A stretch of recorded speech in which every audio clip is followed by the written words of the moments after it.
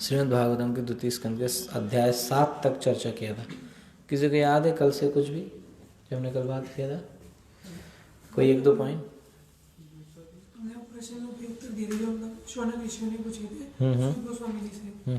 कितने प्रश्न?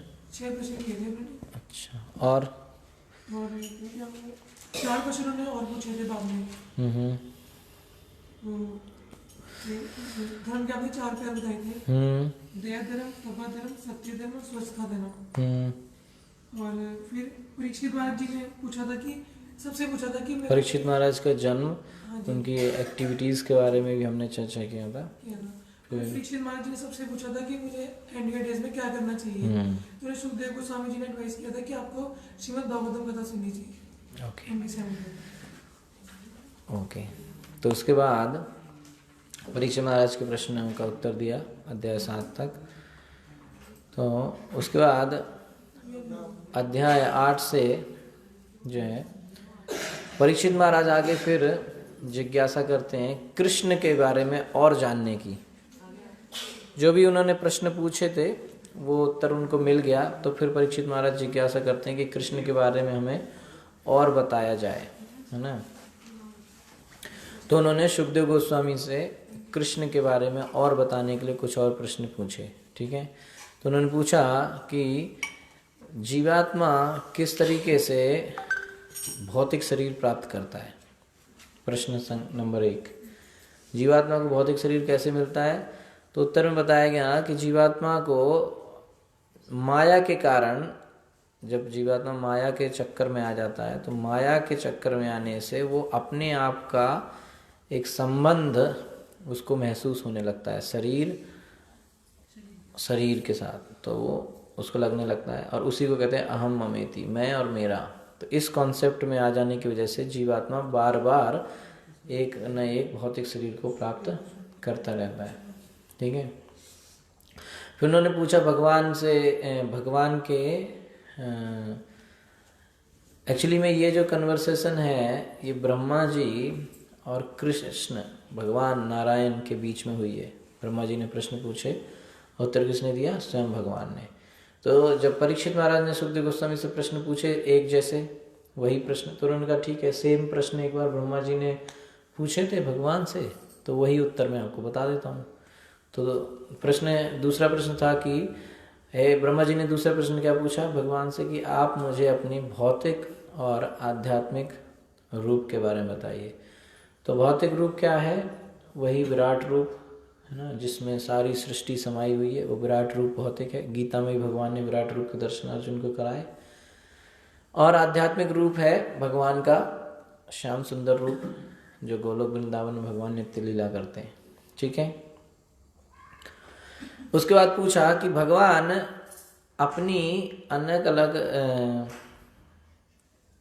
भगवान की जितनी शक्तियां हैं वो कैसे काम करती हैं, है ना, और भगवान कैसे अपने कार्यों को इन शक्तियों के माध्यम से परफॉर्म करते हैं, यानी कि उनको करते हैं। तो भगवान की जो शक्तियां हैं, आध्यात्मिक शक्ति है, भौतिक शक्ति है ना। तो जीवात्मा भगवान की तटस्थ शक्ति है और अंतरंगा शक्ति, उसी को आध्यात्मिक शक्ति कह सकते हैं, इंटरनल एनर्जी। वो क्या करते हैं? आध्यात्मिक जगत की चीज़ों को मेंटेन करती है।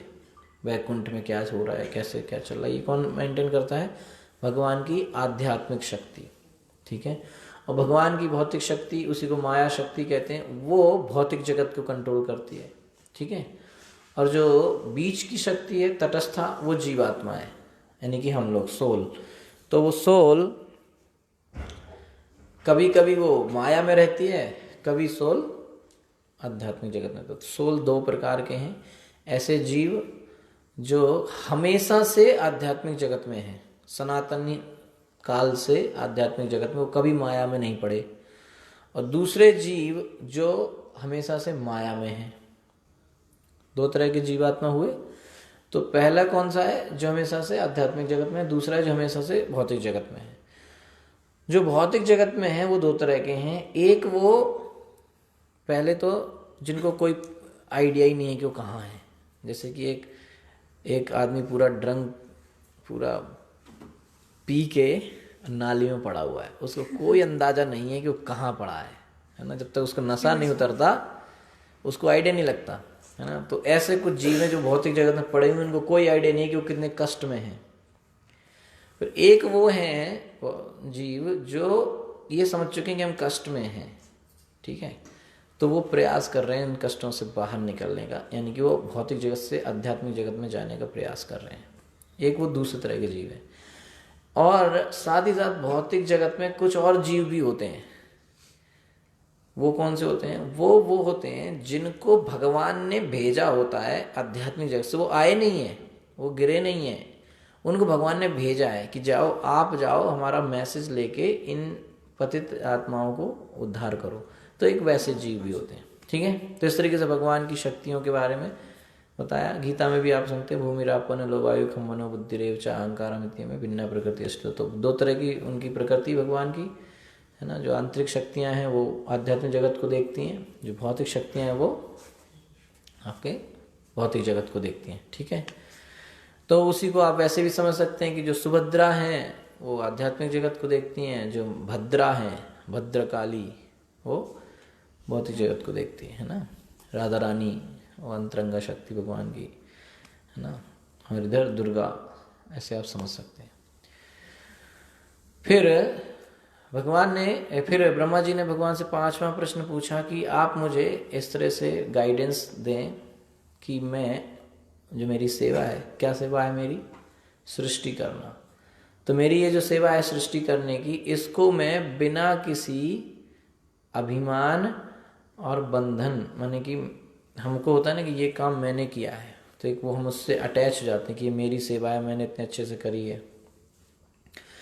या फिर हमें घमंड हो जाता है कि देखो मैंने कितना अच्छा सेवा किया। तो इन दोनों चीज़ों से मुक्त होते हुए, इनमें मैं फंसूँ ना, बंधन में ना फंसूँ और मैं माया में ना फंसूँ, मैं घमंड ना आए मुझे, इस तरह से आप मुझे आशीर्वाद दें कि मैं जो है आपकी सेवा कर पाऊँ, ठीक है। तो भगवान ने कहा कि आप जो है हमेशा आप श्रवण कीर्तन में लगे रहिए, भक्तों के साथ रहिए, आपको कोई भी तरह की परेशानी नहीं होगी। और इस ज्ञान को आप हमेशा याद रखिए कि मैं हूँ, तुम सिर्फ क्या हो?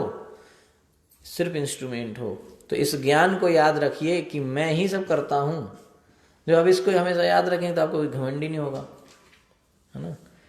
जैसे भगवान ने अर्जुन को भी क्या बोला? निमित्त मात्र भव सव्यसाचिन। अर्जुन तुम लड़ो, लेकिन कैसे लड़ो? निमित्त के रूप में, इंस्ट्रूमेंट के रूप में, है ना।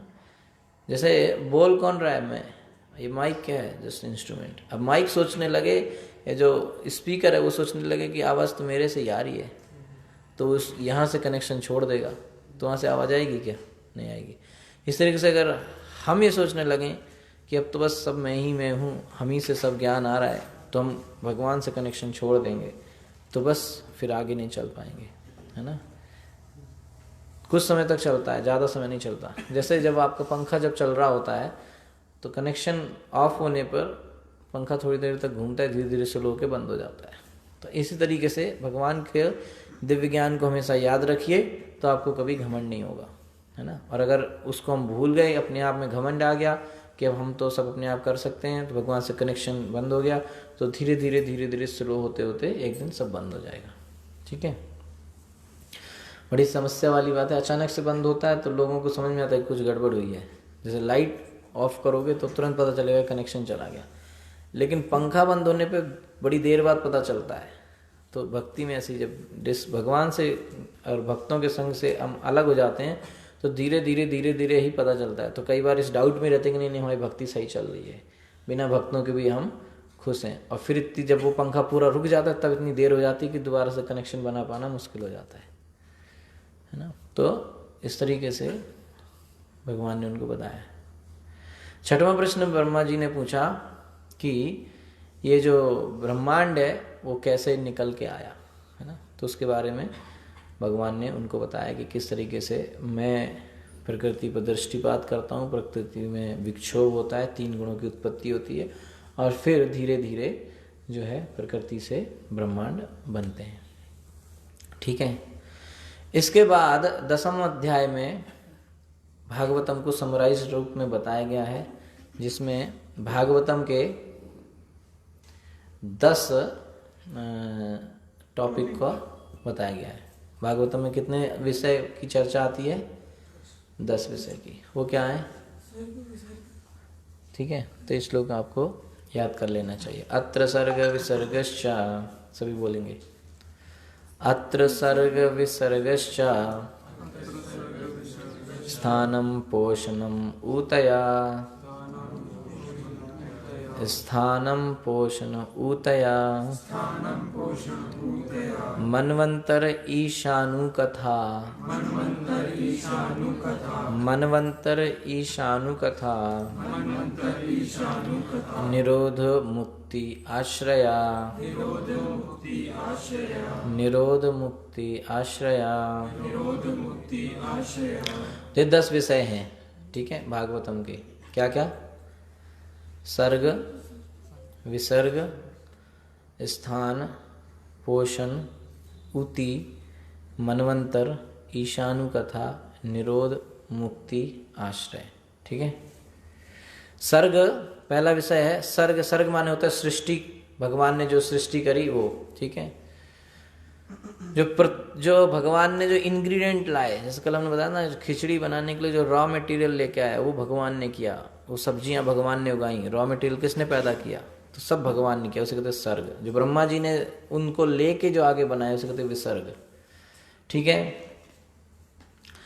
स्थानम, भगवान ने हर जीवात्मा को एक जगह दिया है ना। किसको कौन सी जगह मिली है रहने के लिए, वो चीज भी भागवतम में बताई गई, उसको कहते हैं स्थानम। ठीक है। पोषणम, भगवान सबका पोषण करते हैं, सबका मेंटेनेंस करते हैं। ये बात भागवतम में बताई जाएगी कि भगवान किस तरीके से सबका पोषण करते हैं। ठीक है। मनवंतर, तो अलग अलग मनुओं की सरकार के बारे में बताया जाए, किस तरह से मनु की सरकार के द्वारा सारी सृष्टि का कार्य चलता है। ठीक है। उति, उति माने पिछली जन्मों में कोई काम किया गया था, उसकी एक छाप रह गई है, उसकी वजह से व्यक्ति कुछ काम करता है, चाहे वो अच्छा हो या बुरा हो, है ना। कभी कोई चीज सुनी थी, समझ में आ रहा है, पिछले जन्म में इंद्रदुम्न महाराज ने भक्ति करी थी, अगले जन्म में गजेंद्र बने, अचानक से याद आ गया कि हमने तो कोई प्रार्थना की थी, वो प्रार्थना याद आ गई। तो कहाँ से याद आई है? पहले कभी किया था। इसे कहते हैं ऊती। ईशानु कथा, भगवान की विज्ञान, भगवान के बारे में समझना, भगवान का तत्व क्या है, अलग अलग भगवान की लीलाओं को समझना। ठीक है। और सब कुछ जो है फाइनली सब कुछ खत्म होके वापस बाइंड अप करना सृष्टि को, इसे कहते हैं निरोध। और जीवात्मा किस तरह से इस भौतिक बंधन से छुटकारा पाए, इसे कहते हैं मुक्ति। और समस्त कारण, समस्त जीवों का, हर चीज का परम आश्रय क्या है? वो है भगवान श्री कृष्ण, इसे कहते हैं आश्रय। इस तरीके से इन 10 विषयों को भागवतम में अच्छे से समझाया गया है। आश्रय क्या था? आश्रय माने हर चीज का अल्टीमेटली किसकी शरण में जाना है? भगवान श्री कृष्ण। कौन बताएगा 10 टॉपिक के नाम? सर्ग, विसर्ग, स्थान, पोषण, मनवंतर, उति, ईशानु कथा, निरोध, मुक्ति, आश्रय। ओके, ठीक है। चलिए, तो इसके बाद आपको बताएंगे भागवतम का अल्टीमेटली जो हमारी ब्रह्म मध्य गौड़ीय संप्रदाय, वो उसकी फिलॉसफी क्या है ना, वो 5 चीजें आपको बताई जाएंगी। किसी को याद है? पिछली बार कथा सुना होगा तो। किसी याद नहीं है? बहुत इंपॉर्टेंट श्लोक है, आप लोग याद करना चाहें याद कर सकते हैं।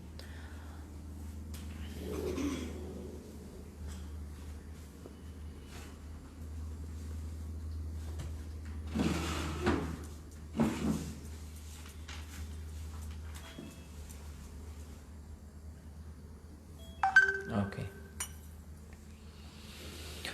आराध्यो भगवान् ब्रजेश तनयस्तद्धाम वृन्दावनम् रम्या काचिदुपासना व्रजवधूवर्गेण वा कल्पिता श्रीमद्भागवतं प्रमाणममलं प्रेम पुमर्थो महान् श्रीचैतन्यमहाप्रभोर्मतम् इदं तत्रादरा न परा।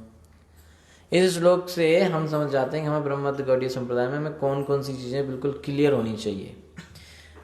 बिल्कुल सिंपल है, इतना पता होने से हमारा भक्ति आराम से चल सकता है। मतलब हमारा जो नॉलेज है माना जाएगा इनको सब पता है। आराध्यो भगवान ब्रजेश तनयस। आराध्य, हमारे आराध्य कौन है? ऑब्जेक्ट ऑफ वर्शिप आराध्य भगवान ब्रजेश तनया। ब्रजेश माने नंद महाराज, क्योंकि ब्रज के राजा हैं, और उनका तनय माने उनका लड़का कौन? श्री कृष्ण। हमारे आराध्य कौन है? ईष्ट हमारे भगवान श्री कृष्ण ब्रजेश तनया। तो डेफिनेशन भी ऐसे दी जा रही है कि ब्रजेश तनया, यानी कि कोई कंफ्यूज नहीं हो सकता इसमें कि नहीं भैया ये वाले कृष्ण तो अवतार थे, असली कृष्ण कोई और हैं, या वो तो विष्णु हो गए हमारे आराध्य, या विष्णु बड़े हैं या कृष्ण बड़े हैं। हमको इससे मतलब नहीं। अभी इस श्लोक क्या कह रहा है कि हमारे एकमात्र सर्वश्रेष्ठ आराध्य कौन है? ब्रजेश तनया, ब्रजेश का लड़का। वो कौन है? श्री कृष्ण। ठीक है, कोई पड़ोस में ब्रजेश रहता है उसके घर मत चले जाना भैया आपका, है कि नहीं। तो यहाँ पे ब्रजेश माने ब्रज के जो ईश हैं, यानी कि नंद महाराज। ठीक है, पहली चीज। फिर दूसरी चीज और क्लियर, तद्धाम वृंदावनम। भगवान श्री कृष्ण और उनका धाम वृंदावन है हमारा आराध्य। रम्या काचिद उपासना ब्रजवधू वर्गेन वा कल्पिता। और हमारा विधि क्या है? अब आपने कहा कि भाई भक्ति करनी है, आराधना करनी है, तो किसकी करनी है? कृष्ण की। तो कहाँ मिलेंगे? वृंदावन में। कैसे करनी है? तो रम्या काचिद उपासना कैसे करनी है? उपासना ब्रजवधू वर्गेन वा कल्पिता, जैसे ब्रजवधू ने की। वो कौन है? गोपियाँ। तो जिस तरीके से गोपियों ने करी भक्ति, उसके हिसाब से हमें करना है। हमारा मार्ग कौन सा है? गोपियों वाला। हम किसके रास्ते पे चलते हैं? गोपियों के दिखाए रास्ते पे, वो भक्ति करते हैं। हम गोपियों की फॉलोअर्स हैं हम लोग। ठीक है। अच्छा भाई, आपने कहा कि अब भगवान कृष्ण की भक्ति करनी है, वृंदावन धाम की भक्ति करनी है, वृंदावन भाव में करनी है, गोपियों के बताए रास्ते पर करनी है। तो इस बात का कोई सबूत है क्या कि आप अपने मन से बता रहे हो? है ना, प्रमाण है कोई इसका? तो श्रीमद् भागवतम प्रमाणम अमलम। प्रमाण क्या है? श्रीमद् भागवतम इस बात का प्रमाण है। प्रमाणम अमलम। अमलम माने इस प्रमाण में कोई गंदगी नहीं है, कोई मिलावट नहीं है, शुद्ध प्रमाण है। ये जो बता रहे हैं वही सत्य है। ठीक है। और क्यों करनी है ये भक्ति हमें? भाई हम ये सब करें क्यों करें? उद्देश्य क्या है? कोई भी चीज करते थे गोल होता है ना। प्रेम पुमर्थो महान। उद्देश्य है भगवान श्री कृष्ण के प्रति शुद्ध प्रेम की प्राप्ति। ये हमारा उद्देश्य है। ठीक है। तो ये 5 चीजें हमें बिल्कुल क्लियर होनी चाहिए। अब ये कौन बस सिखा रहा है हमको? पहले दिन हमने बताया था कि भक्ति सिखाने कौन आया था? कृष्ण। किस रूप में आए थे? श्री चैतन्य महाप्रभु रूप में। तो भक्ति करने आए थे, भक्ति करके सिखाने आए थे। तो श्री चैतन्य महाप्रभुर मतम इदम तत्रादरा ना परा। तो भगवान श्री चैतन्य महाप्रभु का ये मत है। उन्होंने कहा है कि जो भी भगवान श्री चैतन्य महाप्रभु के दिखाए रास्ते पर भक्ति करना चाहते हैं, उनको ये 5 चीजें क्लियर होनी चाहिए। क्या? आराध्यो भगवान ब्रजेश तनया तद्धाम वृंदावनम रम्या काचिद उपासना ब्रजवधू वर्गेन वा कल्पिता श्रीमद् भागवतम प्रमाणम अमलम। ठीक है, प्रमाणम अमलम, कोई इसमें वो नहीं है। प्रेम पुमर्थो महान श्री चैतन्य महाप्रभुर मतम इदम तत्रादरः न परा। ठीक है, ये चीज़ याद हो गई। ये चीज़ बिल्कुल आपको पता होनी चाहिए। कोई को आप जाके बताएं कि हमने भागवतम सुनी है, तो उसमें कोई के क्या सुना था, तो 2-4 चीज़ें आप हमेशा बता सकते हैं। पहली चीज तो आप ये बता सकते हैं कि हमने ये सुना कि भागवतम में 10 विषय हैं। क्या है? ठीक है, मतलब वो जब जब जब समय कम बचता है ना एग्जाम से पहले, तो मेन चीज पढ़ लेते हैं ताकि इंटरव्यू में जो पूछा जाए तो फटाफट बता देंगे हाँ भाई, तो उससे उसमें समझना इसको सब आता है। ठीक है, तो 10 तो विषय बता दिए, ठीक है, 5 सार बता दिए भागवतम के, है ना। भागवतम में 5 जो चीजें कंक्लूजन दी गई हैं वो क्या है, यही बताया कि हमारे आराध्य भगवान ब्रजेस्तन है, भगवान श्री कृष्णचंद्र हैं, उनका धाम वृंदावन है, और गोपी भाव से गोपियों की बताए रास्ते से उनकी भक्ति करनी है। इस बात का प्रमाण श्रीमद् भागवतम है, और उद्देश्य यह है कि भगवान कृष्ण के चरण कमलों में शुद्ध भक्ति, शुद्ध प्रेम की प्राप्ति। ठीक है, अच्छा, उसके बाद इसके बाद अगली चीज आपको हम बताएंगे परिभाष सूत्र, श्रीमद् भागवतम का परिभाष सूत्र।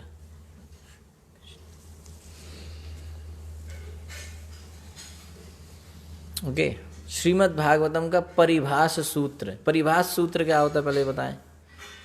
परिभाष सूत्र होता है कि वो एक चीज जिससे पूरी बात डिफाइन हो जाए, मतलब जो जिसको लेके सब कुछ चल रहा है ना। परिभाष सूत्र का मतलब होता है कि उसी बात के इर्द गिर्द सारी चीजें चल रही हैं, वो मेन थ्रेड है ना, मेन थ्रेड है उसके अराउंड ना। अगर किसी ने कंप्यूटर साइंस पढ़ा है तो उनको फिर पता चलेगा कि एक मेन थ्रेड होता है, उसी के जब कोड लिखते हैं तो उसी थ्रेड के अराउंड लिखते हैं सारा, है ना, मल्टी थ्रेडिंग, है ना। ये ब्यूटी पार्लर वाला ही तो उसको थ्रेडिंग कुछ और ही समझ में आ रहा है ना।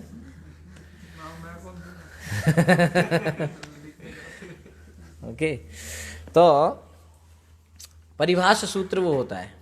तो भागवतम का एक स्कंद का, प्रथम स्कंद का 3 अध्याय का 28वां श्लोक परिभाष सूत्र है। ठीक है, क्या है वो? 1:3:28 एते चांस कला पुंसः कृष्णस्तु भगवान स्वयं इंद्रारी व्याकुलम लोकम मृदयन्ति युगे युगे। कृष्णस्तु भगवान स्वयं, इस बात को आपको याद रखना है कि पूरी भागवतम किस एक चीज के इर्द गिर्द घूमती है। कृष्णस्तु भगवान स्वयं, स्वयं भी इंपॉर्टेंट है। स्वयं कृष्ण, कृष्णस्तु माने 27 श्लोक, ये 28वां श्लोक है 3 अध्याय का, 27 श्लोक तक ये बात बताई जा रही है कि ये अवतार हुए, वो अवतार हुए, पूरे 22-24 अवतारों की लिस्ट है। उसके बाद इस श्लोक आता है कि एते चांस कला पुंसा, है ना। ये सब जो हमने बताए हैं ये सब क्या हैं, या तो कला हैं या उनके यानी कि अवतार हैं या अवतारों के अवतार हैं। ठीक है, जैसे वामन देव का नाम आएगा, परशुराम का नाम आएगा, मत्स्य, कूर्म, नरसिंह, इन सब का नाम आता है। ठीक है, तो ये सब जो इनकारनेशन अभी हमने वर्णन किए हैं ये सब उनके या तो कला हैं या अवतार हैं या अवतार के अवतार है, अंशः कला, है ना। लेकिन कृष्णस्तु भगवान स्वयं, कृष्ण स्वयं भगवान हैं, यानी कि वो अवतारी हैं। अवतारी और अवतार में फर्क होता है। अवतारी माने जिससे सारे अवतार निकलते हैं, वो कौन है? कृष्ण, वो अवतारी कृष्ण है, वो सोर्स है। जैसे अभी दिवाली आएगी तो आप जब हम लोग दिया जलाते हैं तो कैसे जलाते हैं? एक दिया जला लिया, फिर उससे दूसरा जलाते हैं, फिर दूसरे से 2 से 4 ऐसे करते हैं ना। बाद में सारे दिए एक जैसे दिखते हैं। तो चाहे कृष्ण हो, विष्णु, राम, नारायण, नरसिंह, वामन, वराह, जितने हैं सब एक जैसे ही दिख रहे हैं, भगवान ही हैं। लेकिन जो एक दिया जो फर्स्ट था वो तो फर्स्ट ही रहेगा ना, भले अब एक जैसे दिखने, उनमें फर्क भी कुछ नहीं है, अभी सब बराबर प्रकाश दे रहे हैं, कोई फर्क नहीं है, लेकिन फिर भी ओरिजिनल तो ओरिजिनल रहेगा। तो वो ओरिजिनल दिया कौन है? श्री कृष्ण ब्रजेश नंदन। ठीक है, तो ये चीज थी श्रीमद् भागवतम का परिभाष सूत्र। तो 10 टॉपिक आपने श्रीमद् भागवतम के समझ लिए, परिभाष सूत्र समझ लिया, 5 उनके कंक्लूजन समझ लिए। ठीक है, तो इस तरीके से हमारा द्वितीय स्कंद यहाँ पर कंप्लीट होता है। ठीक है, इसके बाद सर्ग और 10 टॉपिक ऐसे ही चलेंगे। तो अभी जो तृतीय स्कंद है, चतुर्थ स्कंद है, पंचम स्कंद, तीसरा, चौथा, पांचवा, इन 3 स्कंद में आपको 3 टॉपिक मिलेंगे, सर्ग, विसर्ग और स्थान। यानी कि भगवान के द्वारा की गई सृष्टि, ब्रह्मा जी के द्वारा की गई सृष्टि, और स्थान यानी किसको कौन सी जगह दी गई है। ठीक है, ओके। तो दूसरे स्कंद के बीच में 8वें अध्याय में परीक्षित महाराज ने कुछ और प्रश्न पूछे थे। ठीक है, कि सृष्टि कैसे हुई, मनु क्या है, मनवंतर क्या है, ये सब। ठीक है, तो उसके विस्तार में तृतीय स्कंद की शुरुआत होती है ना। थोड़ा कीर्तन करेंगे रोज।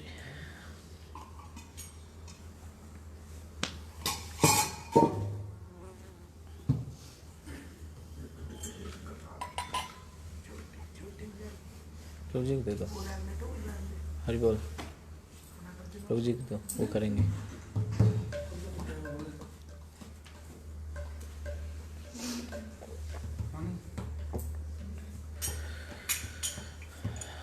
हरि नाम सिमर सुख पाएगा, हरि नाम सिमर सुख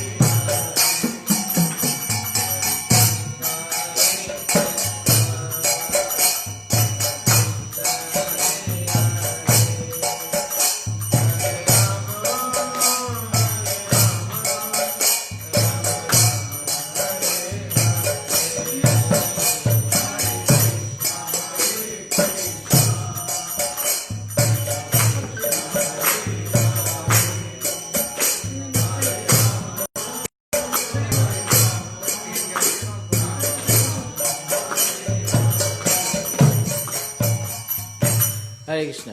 तो द्वितीय स्कंद के अंत में परीक्षित महाराज ने कुछ और प्रश्न पूछे। तो शुकदेव गोस्वामी कहते हैं कि यही सारे प्रश्न एक बार विदुर जी ने मैत्रेय से पूछे थे, मैत्रेय ऋषि से।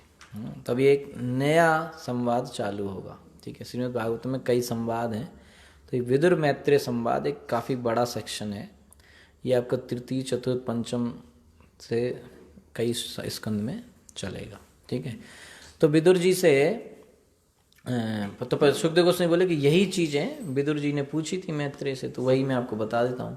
तो देखने वाली बात यह है कि जब भी आप देखेंगे भागवतम में कि कोई एक प्रश्न पूछता है, दूसरा उत्तर देता है, तो वो यही बात बोलता है कि मैं अपनी तरफ से कुछ नहीं बता रहा हूँ, मैंने एक बार कहीं सुना था और उन्होंने कहीं से सुना था। तो आध्यात्मिक ज्ञान का यही मतलब है कि जो आपने किसी अथॉरिटी से सुना है, क्या कहते हैं उसको,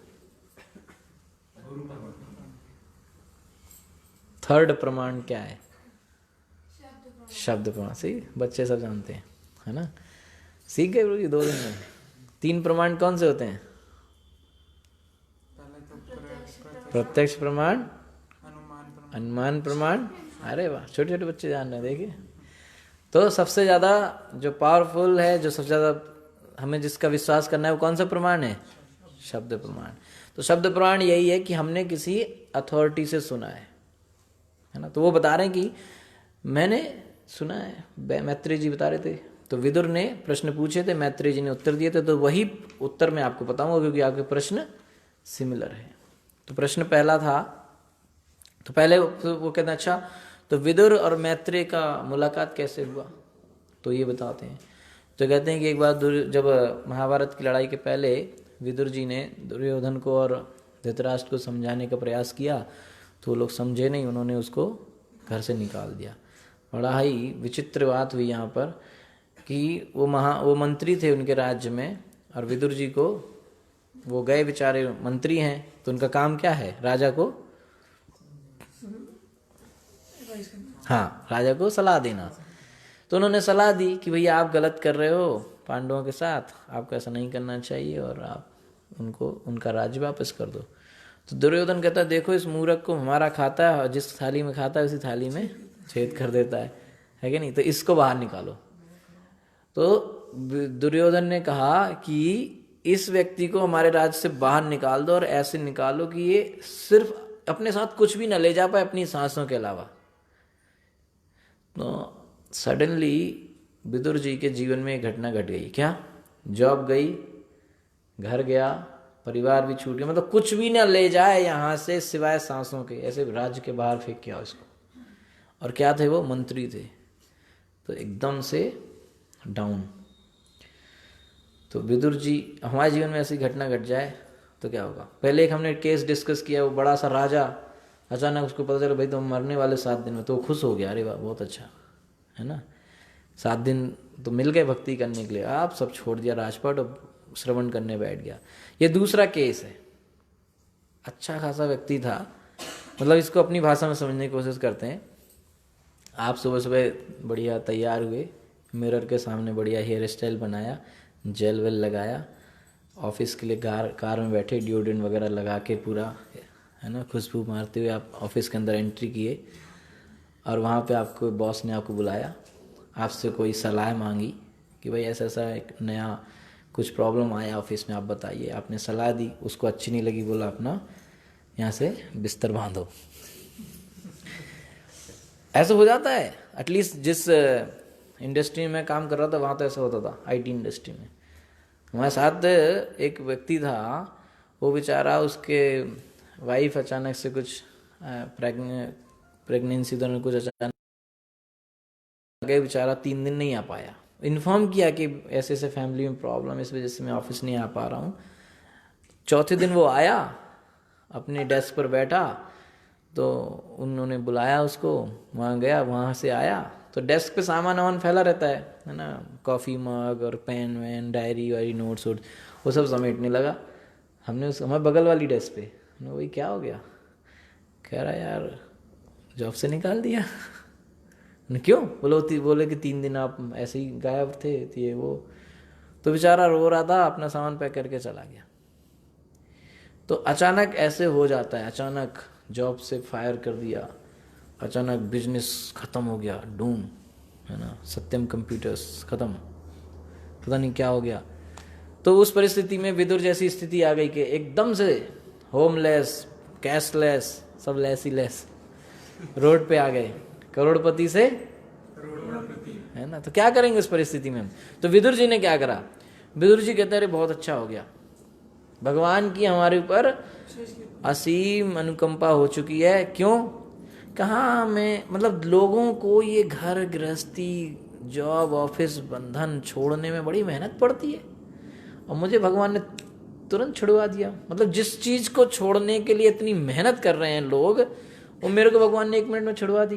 कितनी बड़ी कृपा है भगवान की। बस अब अपन ने क्या करना है? अपन ने जाना है, भक्ति करनी है, तीर्थ स्थान जाना है। वो तीर्थों में घूमने लगे, मतलब ऐसा एटीट्यूड है भक्तों का, है नहीं? तो ऐसे लोगों को भक्ति मिलती है।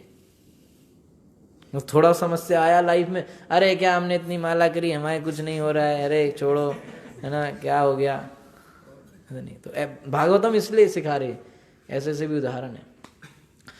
तो विदुर जी को वहाँ से निकाल दिया। वो अपना तीर्थ यात्रा में घूमते रहे।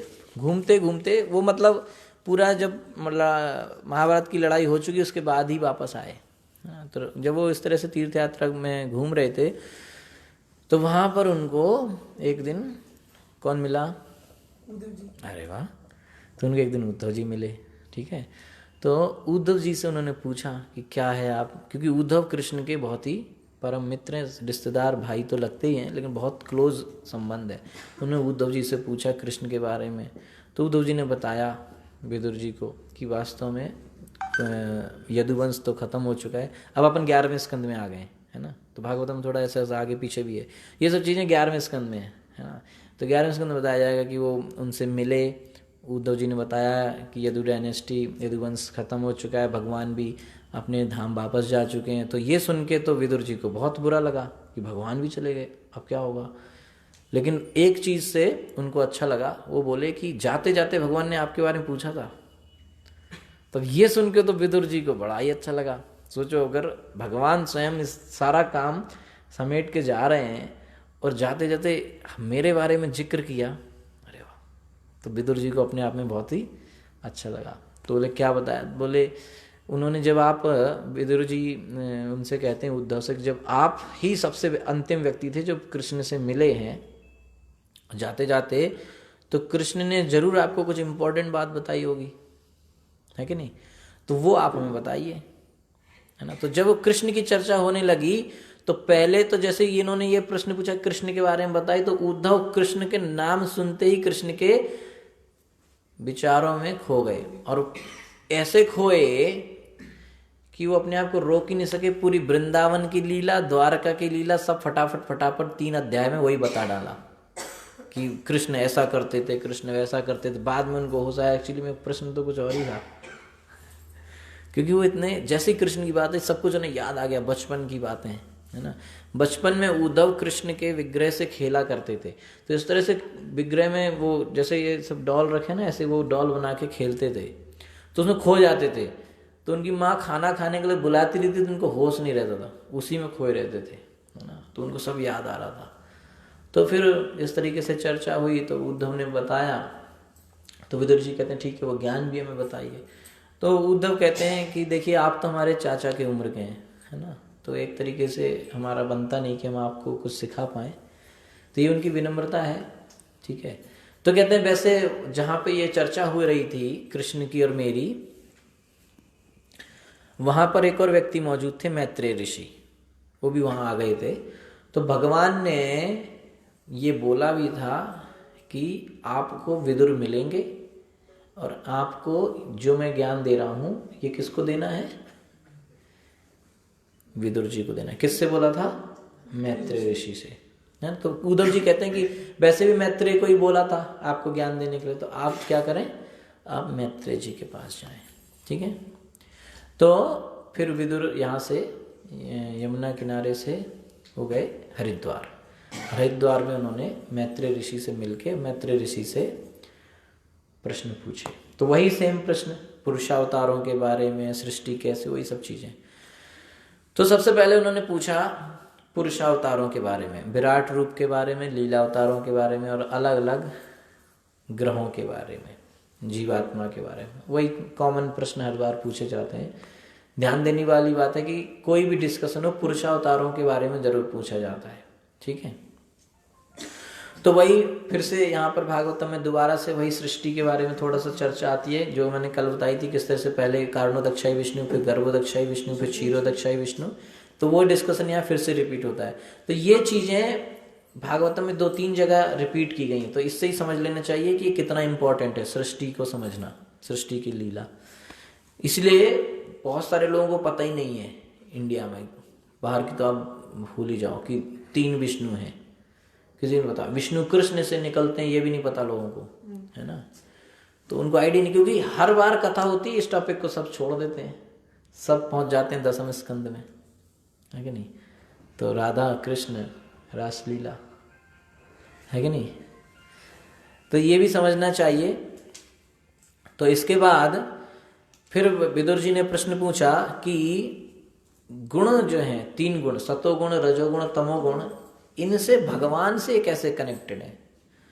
ठीक है, तो बताया गया कि भगवान से कनेक्टेड नहीं है, बल्कि भगवान की एक प्रकृति है, भौतिक प्रकृति, एक्सटर्नल एनर्जी, उसके 3 गुण हैं, वो अपने इन 3 गुणों से सबको कंट्रोल करती है, माया।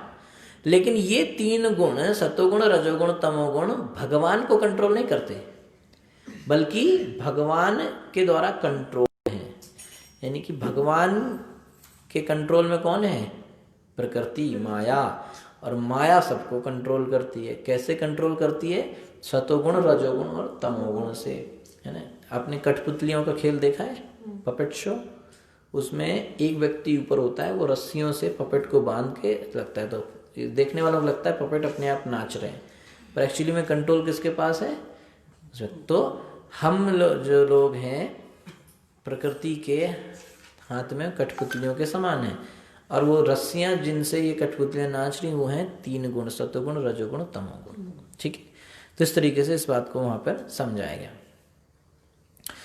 फिर जो है विदुर जी पूछते हैं कि मनु के बारे में, है ना, मनवंतर और मनु के बारे में वो कैसे है। तो वहां से एक नया सेक्शन भागवतम में पूरा चालू हो जाता है कि मनु 14 मनु होते हैं। तो सबसे पहले स्वयंभू मनु की चर्चा आती है। ठीक है, तो ये 33 स्कंद का पहला भाग जो है उसमें विदुर और मैत्रेय की मीटिंग, कैसे वो मिले, उद्धव संवाद, ये सब आता है। दूसरे भाग में सर्ग और विसर्ग की किस तरीके से ब्रह्मा जी ने सृष्टि करी, वही चीज फिर से रिपीट हो जाती है। तीसरे भाग में, 33 स्कंद के तीसरे भाग में जो है 13वें अध्याय से 19वें अध्याय तक ये बात आएगी वराह भगवान की लीला, है ना। वो कैसे आई? वो ऐसे आई कि जब उनसे प्रश्न पूछा गया कि आप हमको मनुओं के बारे में बताइए, ब्रह्मा जी ने कैसे सृष्टि करी। तो ब्रह्मा जी ने सृष्टि कैसे करी कि पहले मनु बनाए, है ना। तो मनु से कहा गया कि आप जाके जो है सृष्टि कीजिए। तो मनु से कहा कि आप जाके प्रजा बनाइए, है ना। सभी लोग मनु से निकले, इसलिए हम लोग क्या कहलाते हैं? मनुष्य। ठीक है, तो मनु से कहा कि जाओ धरती पर जनसंख्या बनाओ। तो मनु आए, है ना, उन्हीं का नाम है स्वयंभुव मनु। ठीक है, तो स्वयंभू मनु आए धरती पर जनसंख्या बनाने। देखो तो धरती नहीं है, थोड़ी समस्या है। नहीं भाई, आपको काम मिला है कि जाओ ऑफिस में जाओ ना, ये काम करना, आपके वहाँ ऑफिस ही नहीं है, तो क्या करेंगे? बोले वो ऑफिस की बिल्डिंग गायब हो गई। तो ऐसे वो धरती गायब हो गई। नहीं, धरती गायब क्यों हो गई थी? हाँ, हिरण्याक्ष ने छुपा दी थी।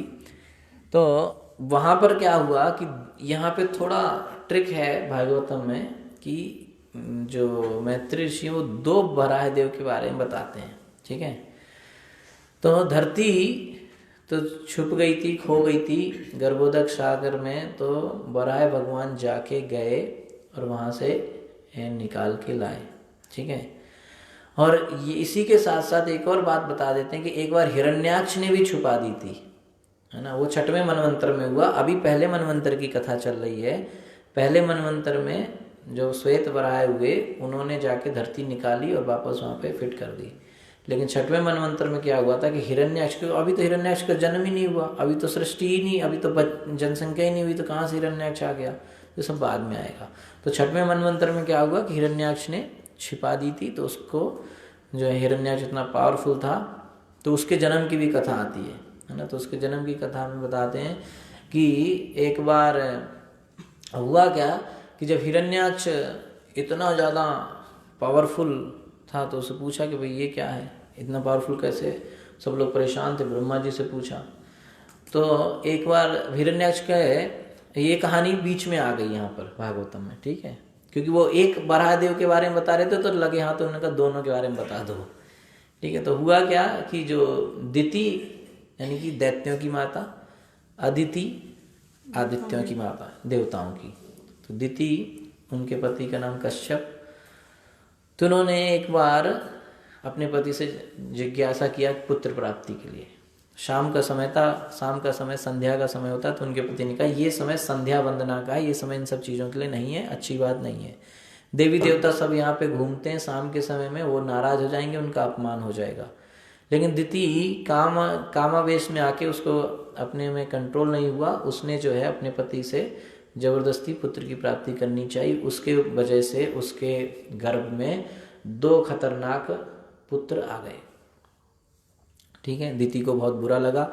उन्होंने, कश्यप ने उनको समझाया कि आपने इस तरह से गलत तरीके से जो किया है, इसकी वजह से आपको भगवान शंकर यहाँ से निकल रहे थे, उन्होंने देख लिया, उनका अपमान हुआ। तो ये बहुत सारी चीज़ें हुई, समय सही नहीं था, आपकी चेतना सही नहीं थी। इन सब बातों की वजह से जो आपको गर्भ धारण हुआ है वो बहुत ही खतरनाक 2 दुष्ट राक्षस हुए हैं। ठीक है, तो जब ये दुष्ट राक्षस के गर्भ में आ गए तो उसने कहा भाई हम तो नहीं चाहते कि हमारे बच्चे पूरे संसार को परेशान करें, कोई माँ नहीं चाहती, तो आपको समाधान दो। तो बोले चलो ये समाधान तो कुछ नहीं है हो सकता, लेकिन ये मैं आपको वरदान देता हूँ, क्योंकि अब आप अपनी गलती मान रही हैं, आप अपनी गलती को मान रही हैं, इसलिए मैं ये समाधान दूंगी, आपका बेटे का बेटा बहुत बड़ा भक्त होगा, शुद्ध भक्त होगा। तो उन्होंने कहा चलो यही तो शांति मिली, कुछ तो फायदा हुआ। तो जब ये दोनों बच्चे गर्भ में पलने लगे तो इनके तेज से पूरा ब्रह्मांड वैसे हिलने लगा। तो फिर सब देव देवता ब्रह्मा जी के पास जाके बोले कि ये क्या हो रहा है। तो ये जो इसके गर्भ में 2 बच्चे पल रहे हैं उनका तेज है, इसकी वजह से पूरे ब्रह्मांड में डिस्टर्बेंस फैल रहा है। तो अब क्या ये ऐसा कैसे, ऐसे कौन से महान दुष्ट ये आ गए इतने पावरफुल। तो बोलिए कोई साधारण बच्चे नहीं है। तो ब्रह्मा जी ने बताया कि एक बार 4 कुमार वैकुंठ में प्रवेश करने गए तो उनको जय विजय ने गेट पर रोक दिया। तो वहां पे उनको, अब ये भी प्रभुपाद जी तात्पर्य में लिखते हैं कि यहाँ किसी की गलती नहीं थी, ना जय विजय की गलती है ना 4 कुमारों की गलती, लेकिन लीला होनी थी इस वजह से ऐसा हुआ। तो उन्होंने उनको रोक दिया, 4 कुमारों ने उनको शाप दे दिया कि आप जो है, तो भगवान भी वहां आए, भगवान आए, दौड़ के आए कि हमारे भक्तों को कोई शाप दे रहा है। तो वो आए और वो जय विजय से कहते हैं कि आपने हमारे 4 भक्त जो आ रहे थे इनका अपमान किया। तो जय विजय के लिए कहते हैं 4 कुमारों से कि आपने अच्छा किया, इनको शाप दिया, और इनकी वजह से, इनकी तरफ से मैं माफी मांगता हूँ, क्योंकि जो नौकर अगर गलती करेगा तो मालिक के ऊपर जाएगा, है ना। और कहते हैं कि मैं अपने भक्तों से इतना ज्यादा प्रेम करता हूं कि, मतलब भगवान कहते हैं कि अगर कोई मेरी भुजा, बहुत ही इंपॉर्टेंट सेंटेंस भगवान ने बोला है भागवतम में, कि अगर मेरा हाथ मेरे भक्त का अपमान कर दे तो मैं उस हाथ को काटने में सोचूंगा भी नहीं। मतलब भगवान अपने आप के बारे में बोल रहे हैं कि अब सोचिए भगवान भक्त का अपमान कितना सीरियसली लेते हैं। कह रहे अगर मेरा स्वयं हाथ अगर किसी भक्त को कुछ कह दे तो मैं उसको काटने से पहले सोचूंगा नहीं, तुरंत काट दूंगा। ये भगवान कह रहे हैं। भगवान कहते हैं कि मेरे चरणों से निकली गंगा तीनों लोगों को शुद्ध करती है। क्यों करती है? क्योंकि मेरे भक्त मेरे चरणों का गुणगान करते हैं, इसलिए उनमें पावर है। तो सारा क्रेडिट किसको चला गया? भक्तों को चला गया। और भगवान कहते हैं कि मुझे जब कोई यज्ञ में आहुति देख के भोग लगाता है, यज्ञ में आहुति दी जाती है ना, बहुत सारा घी डाला जाता है, कई तरह के हवन सामग्री डाली जाती है।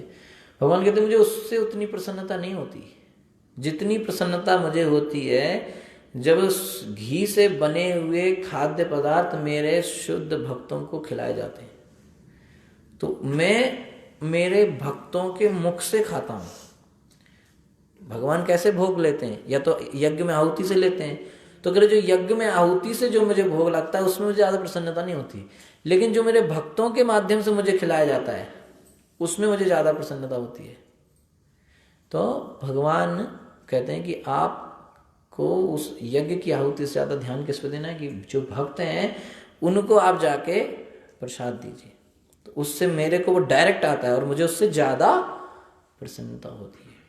तो इस तरीके से जय विजय को भी भगवान, तो अब भगवान ने इस तरह से बात करी कि 4 कुमारों को ये नहीं समझ में आया कि हमारी साइड ले रहे हैं कि जय विजय की साइड ले रहे हैं।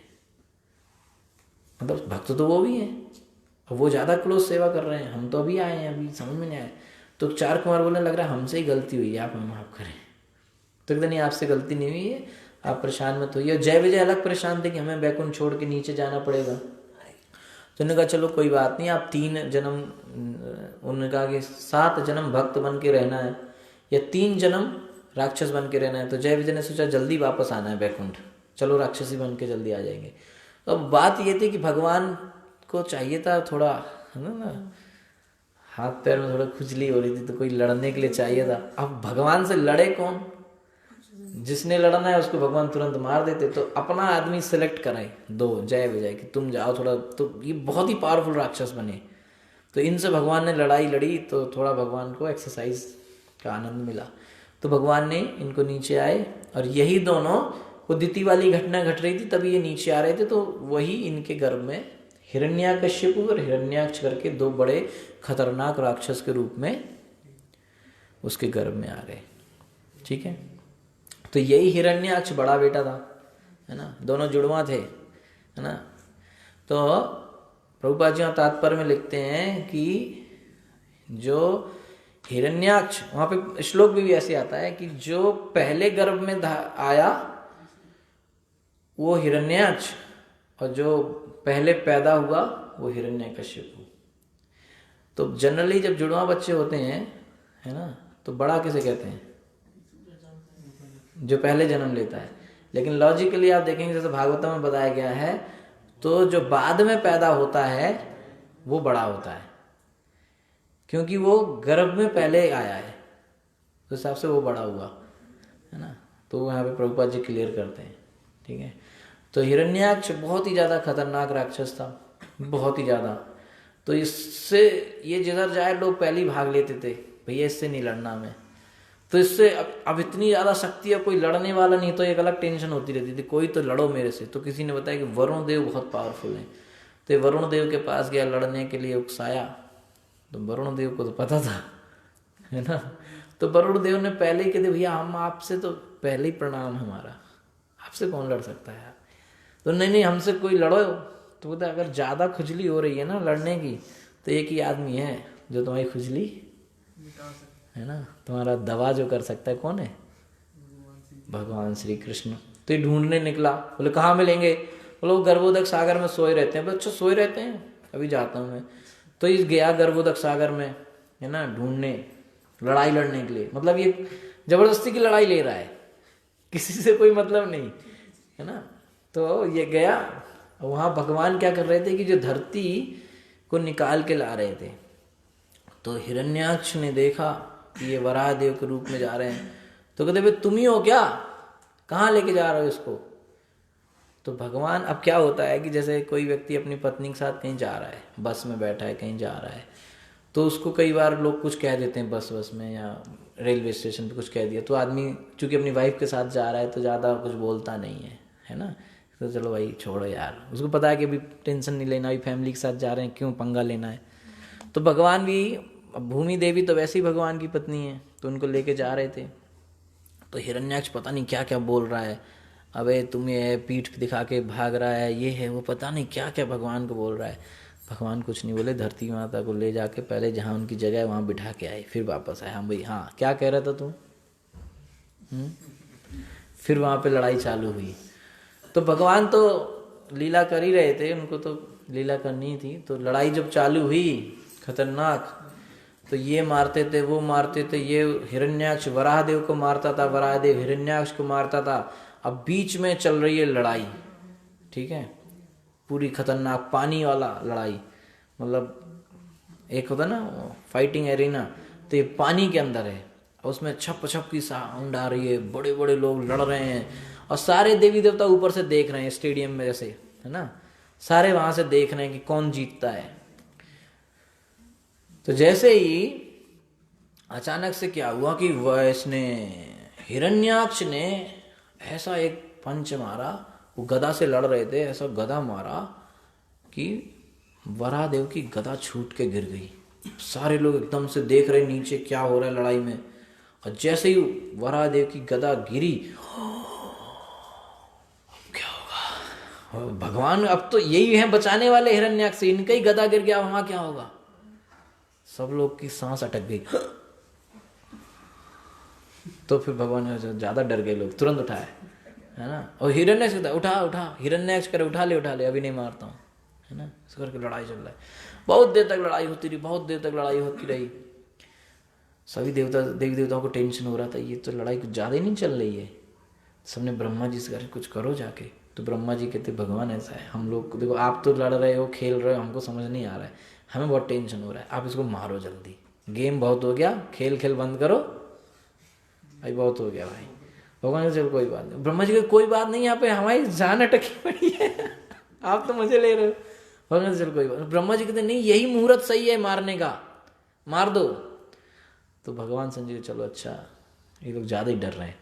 तो वैसे तो इतनी देर से लड़ाई चल रही थी गदा के द्वारा, और पहले हाँ फिर गदा छोड़ के फिर ऐसे ही लड़ने लगे, है ना, कभी ये नीचे कभी वो ऊपर, पूरा भगवान तो लड़ाई लड़ने के लिए उन्होंने लीला करी थी, तो वो तो आनंद ले रहे थे। अब भगवान ने कहा चलो भैया गेम ओवर हो गया है ना, टाइम। एक थप्पड़ मारा उसको कान के नीचे, दे घंटा, वो एक थप्पड़ में ही मर गया।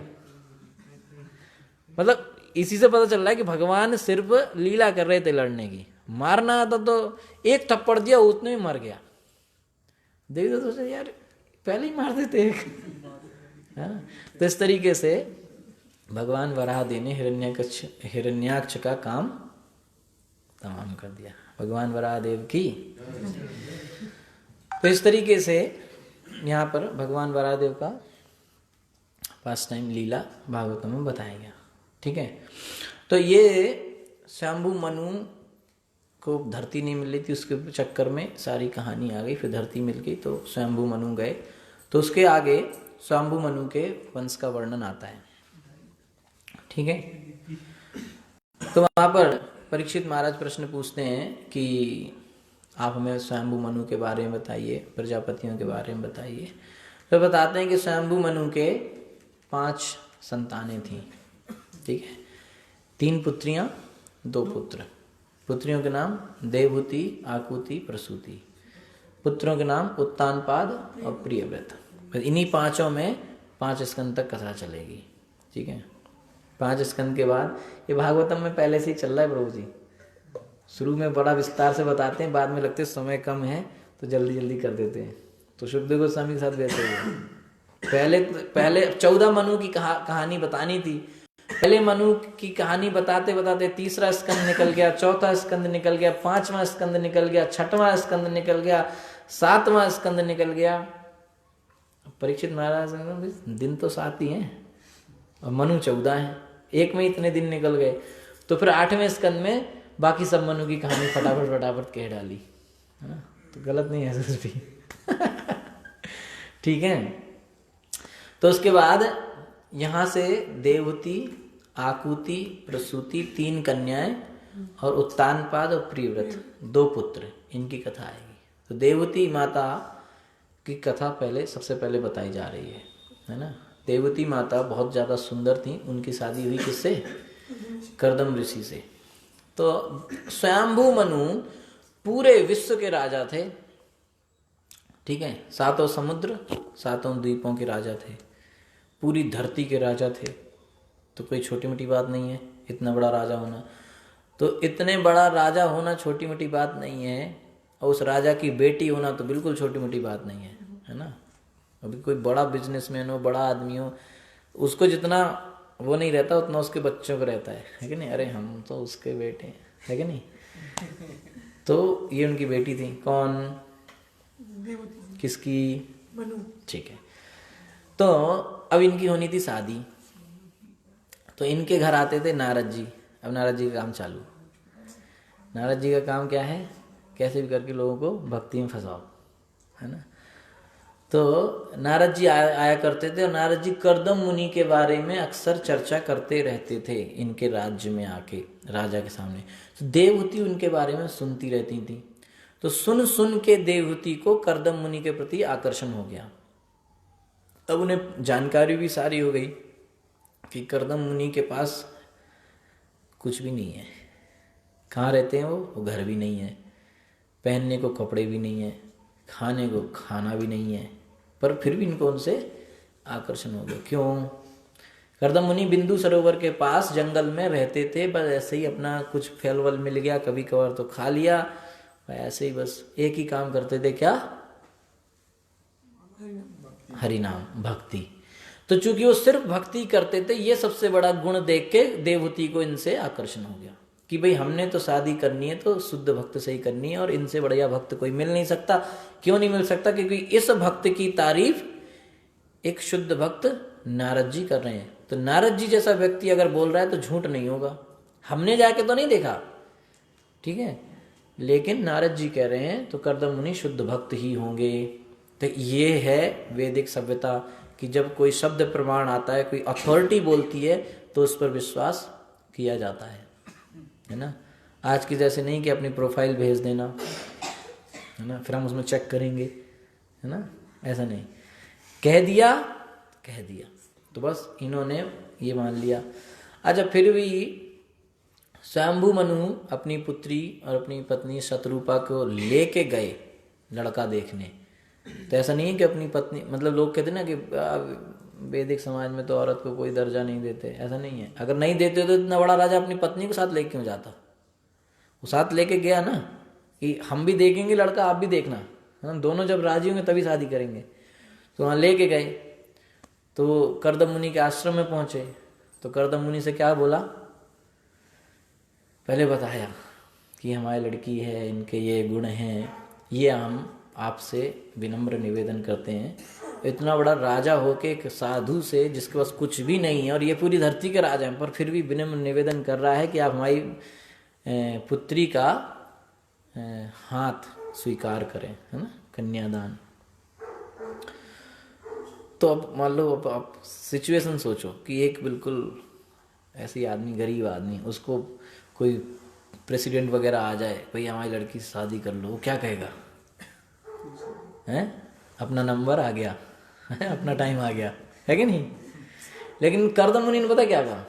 कर्दम मुनि कहते हैं एक मेरी शर्त है। शर्त कैसे रख दी?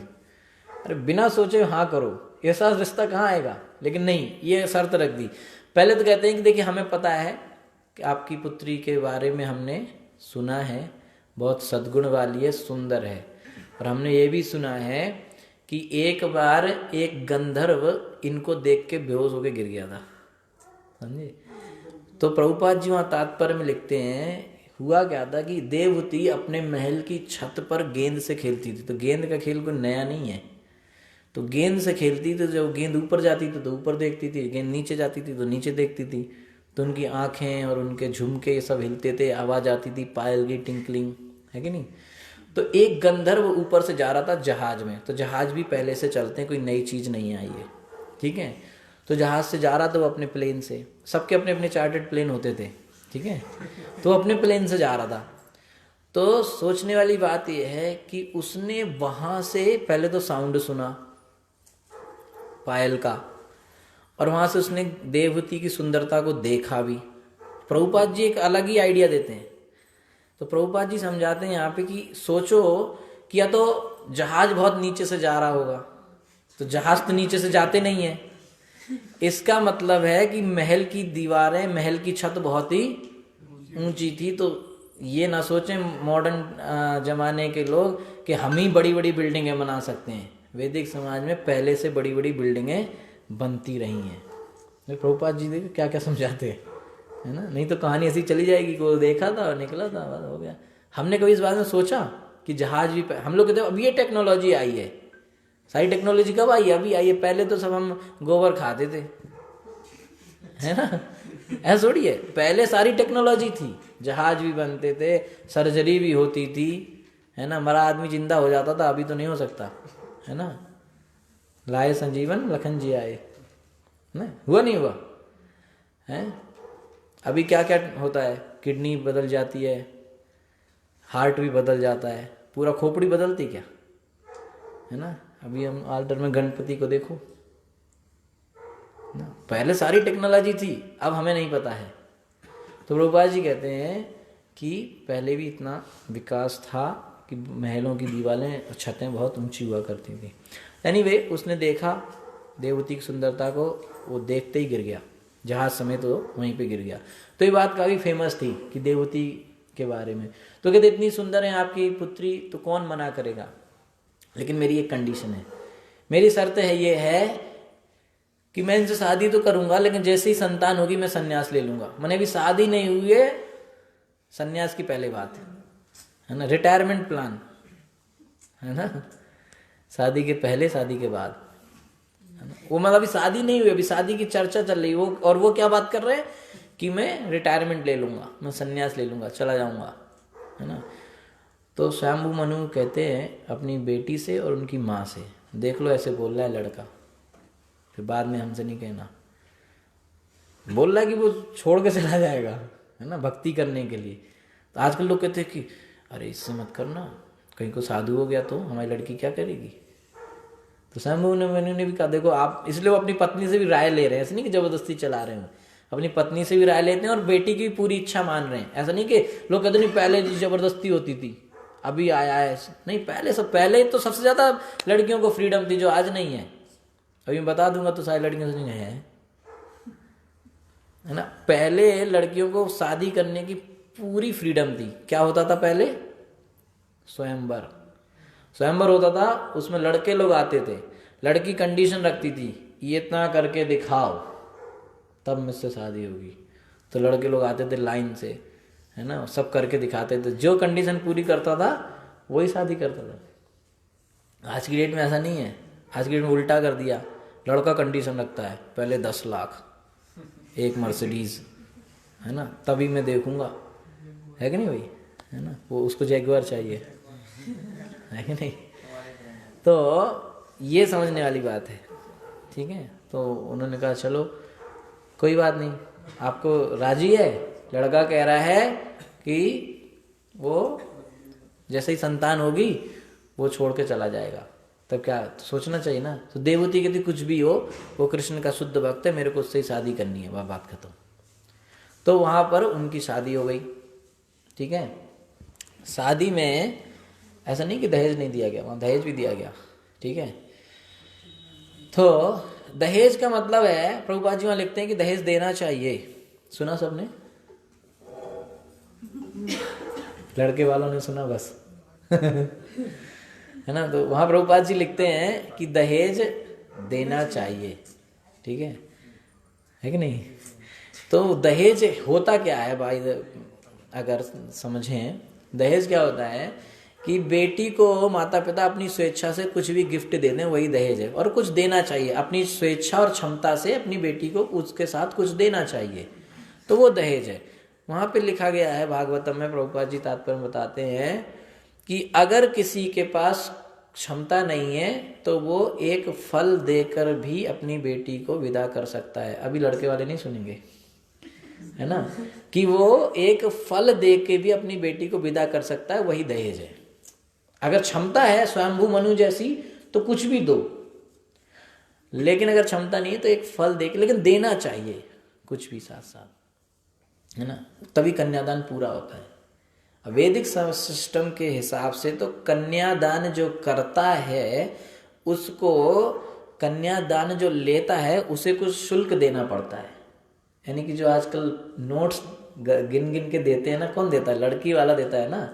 एक्चुअली लड़की वाले को नहीं देने हैं, वो लड़के वाले को देने चाहिए, क्योंकि वो कन्या ले रहा है ना, तो बदले में कुछ देगा ना, है ना। तो एनीवे, समझ में आया आपको?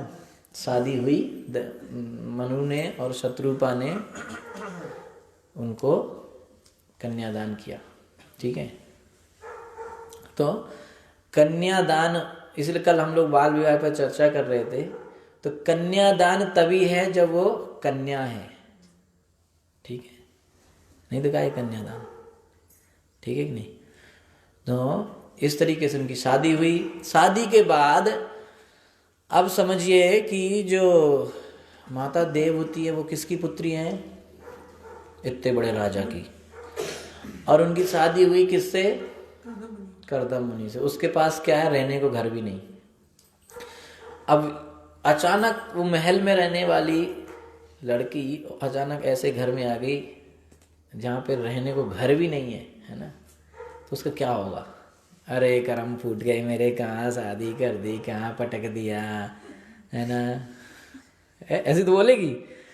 अरे तुम्हें पता है कहाँ से हमारे पापा के घर में 500 लीटर का फ्रिज है, 6 बर्नर का गैस स्टोव है, ऐसे बोलते लोग। तो ऐसा नहीं था।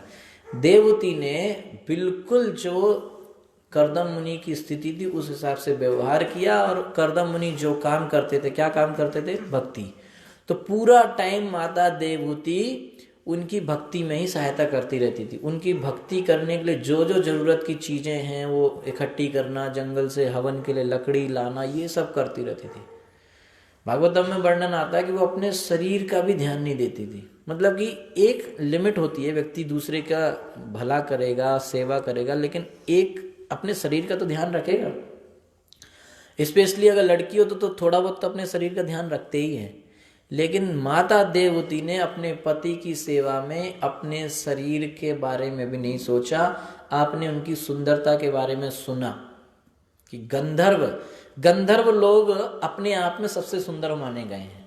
गंधर्व और अप्सराएं सबसे सुंदर माने गए हैं, लेकिन वो गंधर्व इनकी सुंदरता को देख के बेहोश होके गिरा। यही माता देवहूति अपने पति की सेवा में सब कुछ भूल गई, सिर्फ एक चीज याद रही, पति की प्रसन्नता। और भागवत में वर्णन आता है कि वो देखने में बिल्कुल एक बूढ़ी औरत जैसे दिखने लगी, बिल्कुल बूढ़ी, है ना। ये उनकी मतलब अपने शरीर का भी ध्यान नहीं दिया, ठीक है। क्योंकि पत्नी का सबसे बड़ा धर्म है पति की सेवा करना, ठीक है। तो इसके बाद कर्दम मुनि उनकी सेवा से बहुत ज़्यादा प्रसन्न हुए। उन्होंने कहा कि मैं आपकी सेवा से बहुत ज़्यादा प्रसन्न हूँ, आप बताइए आपको हम क्या दें, ठीक है। तो उन्होंने कहा कि हमने तो अपना जीवन पूरा आपकी सेवा में लगा दिया, जो भी एक्चुअली में यही मोमेंट था कि उन्हें भक्ति मांगनी चाहिए थी। लेकिन थोड़ा प्रभुपाद जी लिखते हैं, थोड़ा स्त्रियों का स्वभाव जो होता है कि कुछ ना कुछ घर में चीज़ें होनी चाहिए। कोई घर में गेस्ट आ जाए तो एक सोफ़ा सेट तो होना ही चाहिए, है ना। तो जिस रंग के कर्टेन है उसी रंग की बेडशीट तो होनी ही चाहिए, है ना। तो थोड़ा तो उनका स्वभाव रहता है। तो उस स्वभाव के वजह से माता देवहूति ने कहा कि देखिए, जो हमारा गृहस्थी का सुख है वो तो मैंने कभी लिया ही नहीं। तो फिर कर्दम मुनि उनकी इच्छा को समझ गए। कर्दम मुनि ने कहा कोई बात नहीं, आपको हम। तो कर्दम मुनि ने तुरंत, इतने बड़े भक्त थे, इतनी बड़ी सिद्धियां उनके पास थी, उन्होंने तुरंत अपनी सिद्धि से एक बहुत बड़ा महल बनाया। और वो महल ऐसा नहीं था जमीन पे नहीं था, वो हवा में था, हवा महल। तो कहीं भी जा सकता था वो, है ना, कहीं भी उड़ के। और वो कहने की इच्छा नहीं, जरूरत नहीं, वहां पे वो महल सब समझ जाएगा कि कर्दम मुनि को और देवहूति को कहाँ जाना है, वहां चला जाएगा, अपने आप सब होने वाला, ऐसा महल बनाया। तो जो महल बन के आया, है ना, मतलब आपके मन की चीज आपके पति ने आपको दिला दी, तो कैसा होगा आपका फेस एक्सप्रेशन, वाह। लेकिन माता देवहूति के मुंह पे वाव नहीं आया, वो फिर भी उदास थी। तो कर्दम मुनि तुरंत समझ गए कि ये क्या चाहती हैं, क्योंकि वो उनके मन का भाव ये था कि इतने बड़े महल का करें क्या, मैं तो देखने में बिल्कुल बूढ़ी हो गई हूँ। तो कर्दम मुनि समझ गए। तो कर्दम मुनि कहते हैं ठीक है, आप जाओ, ये जो बिंदु सरोवर है इस झील में आप स्नान करके आओ। प्रभुपाद जी लिखते हैं कि उन्होंने इतना बोला और वो चली गई। ये नहीं क्यों, इससे क्या होगा, क्यों, अभी तो ये नहाने का समय है क्या।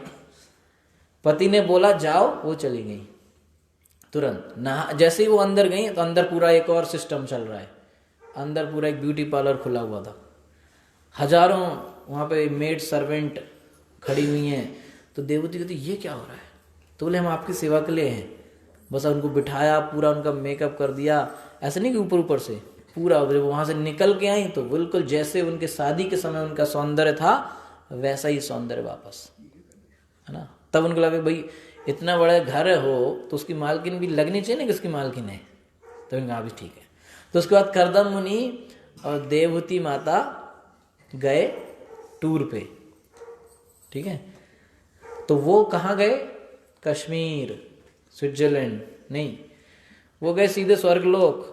और ऊपर के लोकों में, सुमेरु पर्वत के ऊपर के लोकों में, सब जगह कर्दम मुनि ने माता देवहूति को बढ़िया ट्रिप कराई। क्यों भाई पुनीत प्रभु, क्या बोलते उसको, कितने दिन का पैकेज था वो, हमारे पुनीत प्रभु तो इसी इंडस्ट्री में है, टूर एंड ट्रैवल्स। तो उन्होंने उनको पूरा घुमाया। उसके बाद उन्होंने कहा कि हमें बहुत अच्छा लगा, अब एक और जो इच्छा होती है संतान प्राप्ति की, तो वो भी कर्दम मुनि ने उनकी इच्छा पूरी की और माता देवहूति को 9 संतानें, 9 पुत्रियां उनको दी। ठीक है, तो 9 पुत्रियां उनको प्राप्त हुई। उसके बाद कर्दम मुनि कहते हैं कि जैसा हमारा कंडीशन थी, शर्त थी शादी की, अब आपकी संतान हो गई है, अब हम जा रहे हैं। ठीक है, संन्यास लेके जंगल में जाएंगे, भगवान का भजन करेंगे।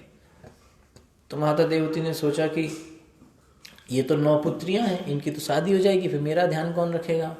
तो उन्होंने कहा कि मुझे आप अभय प्रदान करें। तब कर्दम मुनि कहते हैं कि यही चीज तो एक्चुअली मैं उनको पहले मांगनी थी, जो अब मांगी। तो कर्दम मुनि कहते हैं कि यही तो मैं आपको पहले देना चाहता था, पर आपने भौतिक ऐश्वर्य मांग लिया, है ना। चलो कोई बात नहीं अभी। तो कहते हैं कि अब आपको एक पुत्र की प्राप्ति होगी जो आपको दिव्य ज्ञान, भगवान की भक्ति के बारे में आपको बताएगा, और उससे आपको अभय की प्राप्ति होगी, और वो आपको भगवान के धाम की प्राप्ति करेंगे। और वही पुत्र कोई साधारण पुत्र नहीं, बल्कि स्वयं भगवान आपके पुत्र के रूप में आएंगे, और वही हुए भगवान श्री कपिल देव। ठीक है, तो कपिल देव ने माता देवहूति को शिक्षा दी, उनके प्रश्नों का उत्तर दिया। ठीक है, और माता देवहूति को दिव्य ज्ञान की प्राप्ति हुई। ठीक है, बाद में भगवान कपिल देव माता देवहूति को शिक्षा देके और अपना कपिल आश्रम की तरफ चले गए। ठीक है, किसी ने देखा है कपिल मुनि का आश्रम? हाँ, गंगा सागर में, वहाँ पर भगवान कपिल का आश्रम है। ठीक है, इस आश्रम के बारे में 9वें स्कंद में भी चर्चा चलेगी, जहाँ पे महाराजा सगर के 60,000 पुत्रों को बांध दिया गया था इंद्र के द्वारा, तो वो बाद में कथा आएगी। ठीक है, गंगा सागर जो लोग गए हैं उन्होंने कपिल मुनि का आश्रम वहाँ पे देखा होगा। आपने देखा है माता जी? हाँ, तो गंगा सागर जाना बहुत बड़ी बात है। ऐसा कहते हैं, सब तीर्थ बार बार, गंगा सागर एक बार, है ना। माने इतना मुश्किल है वहाँ जाना कि बहुत ही रेयर केस में कोई व्यक्ति अपने जीवन में एक बार गंगा सागर जा पाता है। श्रील प्रभुपाद की कृपा से मैं 2 बार गया हूँ, है ना। तो हमें बाद में जब वहाँ पहली बार गया तब पता चला कि क्यों कहते हैं इतना कठिन है, बहुत मुश्किल है वहाँ पहुँचना। एक छोटा सा आइलैंड है, 30 किलोमीटर उसकी डायमीटर है, इधर से उधर 30 किलोमीटर, चारों तरफ पानी है। अच्छी जगह, सुंदर जगह है। तो वहाँ पर कपिल मुनि का आश्रम है, जहाँ पे गंगा समुद्र में मिलती है, वही जगह। वहाँ पे बहुत बड़ा मेला लगता है मकर संक्रांति में। तो वहाँ पे भगवान कपिल मुनि जो है चले गए। ठीक है, इस तरीके से जो आपका 3 स्कंद की कथा पूर्ण होती है। हरे कृष्ण कृष्ण कृष्ण हरे हरे, हरे राम राम राम हरे हरे।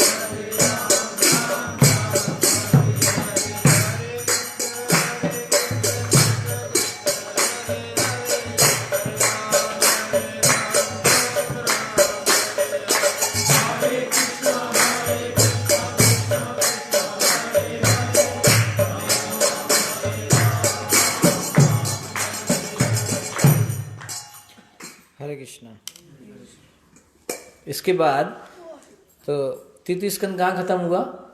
वर्णन चल रहा था स्वयंभू मनु के वंश का, जिसमें एक 3 पुत्री थी उनके, 2 पुत्र, एक पुत्री का वर्णन हुआ देवहूति, ठीक है।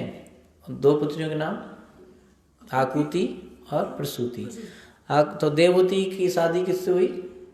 कर्दम मुनि से। उनकी 9 पुत्री हुई, कला, अनुसुईया, श्रद्धा, हविर्भु, गति, क्रिया, ख्याति, अरुंधति एंड शांति, ठीक है। और एक पुत्र कपिल देव।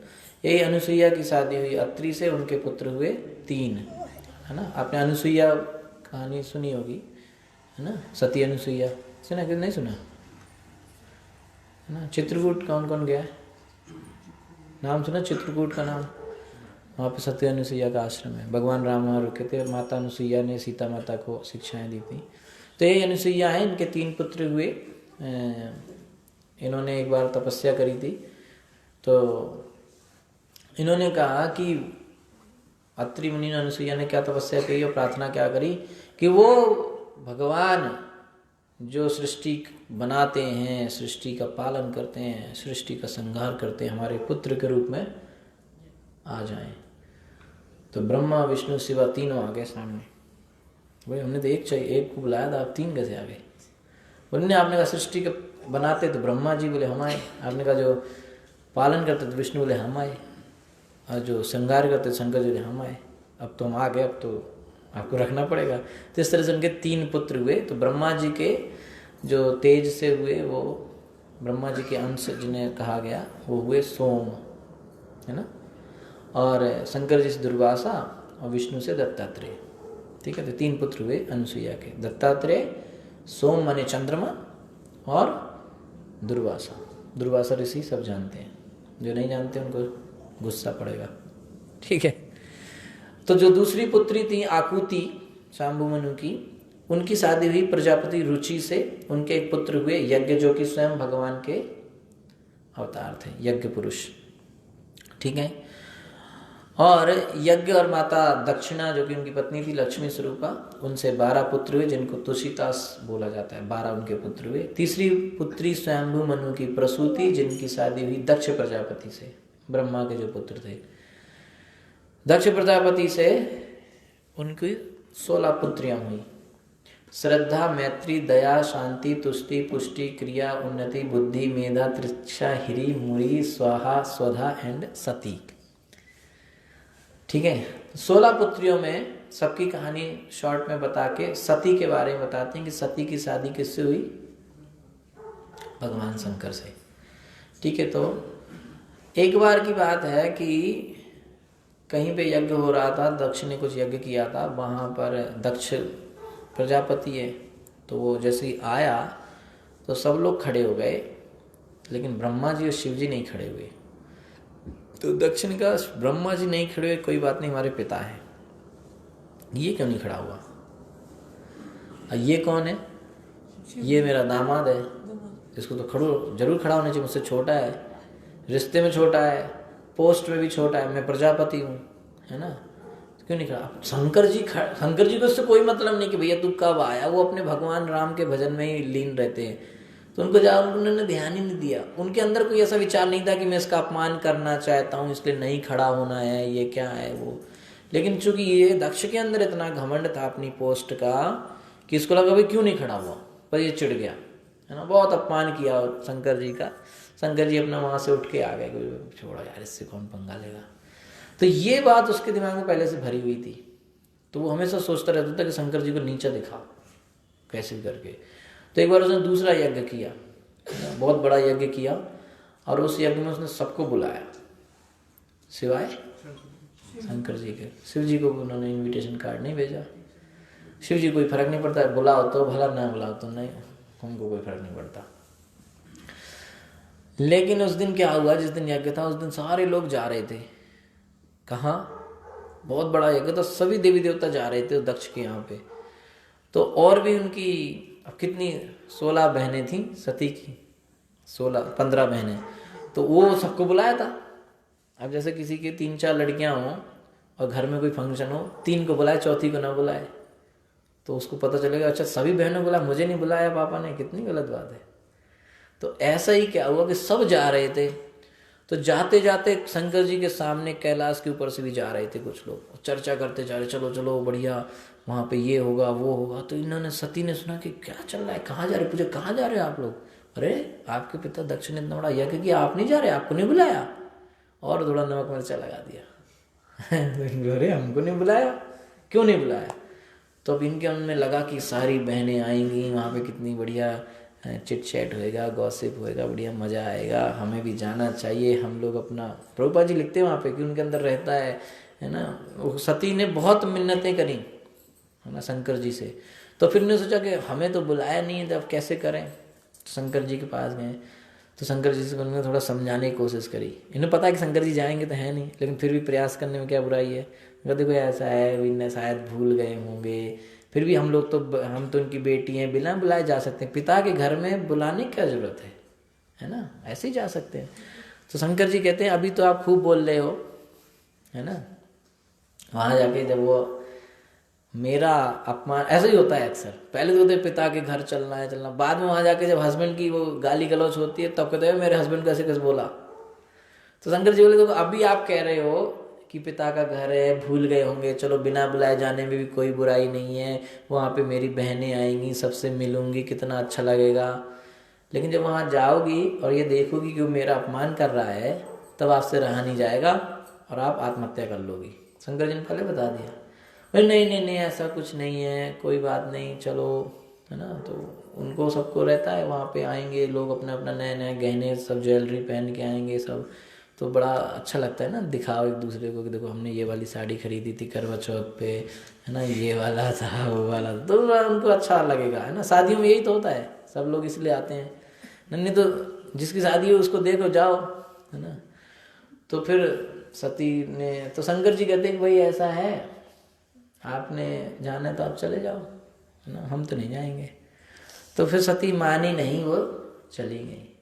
तो जैसे वहाँ जाके उन्होंने देखा तो उनको शायद उनको लगा था कि शायद दक्ष ने भूल गया हो, जो भी हो। वहाँ जाके देखा तो उनको लगा कि लिटरली इसने जानबूझ के नहीं बुलाया, क्योंकि सबके लिए जगह बनाई है बैठने को, शंकर जी के लिए कोई जगह नहीं बनाई, पहले ही अपमान हो गया। और फिर जब ये गई वहाँ पे तो कोई नहीं बात कर रहा इनसे, दक्ष भी बात नहीं कर रहा, कोई नहीं, थोड़ा इनकी माता ने थोड़ा इनसे प्रेम से बात किया, बाकी कोई बात नहीं कर रहा है। तो सती को आया बहुत गुस्सा, और सती ने दक्ष को बहुत बुरा भला सुनाया और कहा कि इतना अपमान मेरे पति का मैं यह यज्ञ नहीं होने दूंगी। और सती ने उसी हवन कुंड में आओ जो है अपने प्राण त्याग दिए। फिर शंकर जी को पता चला, शंकर जी को बहुत गुस्सा आया, उन्होंने अपने एक जटा से एक राक्षस को, क्या नाम था उसका, वीरभद्र, उनको पैदा किया। वो गए वहाँ पे, उन्होंने खूब पिटाई करी सबकी।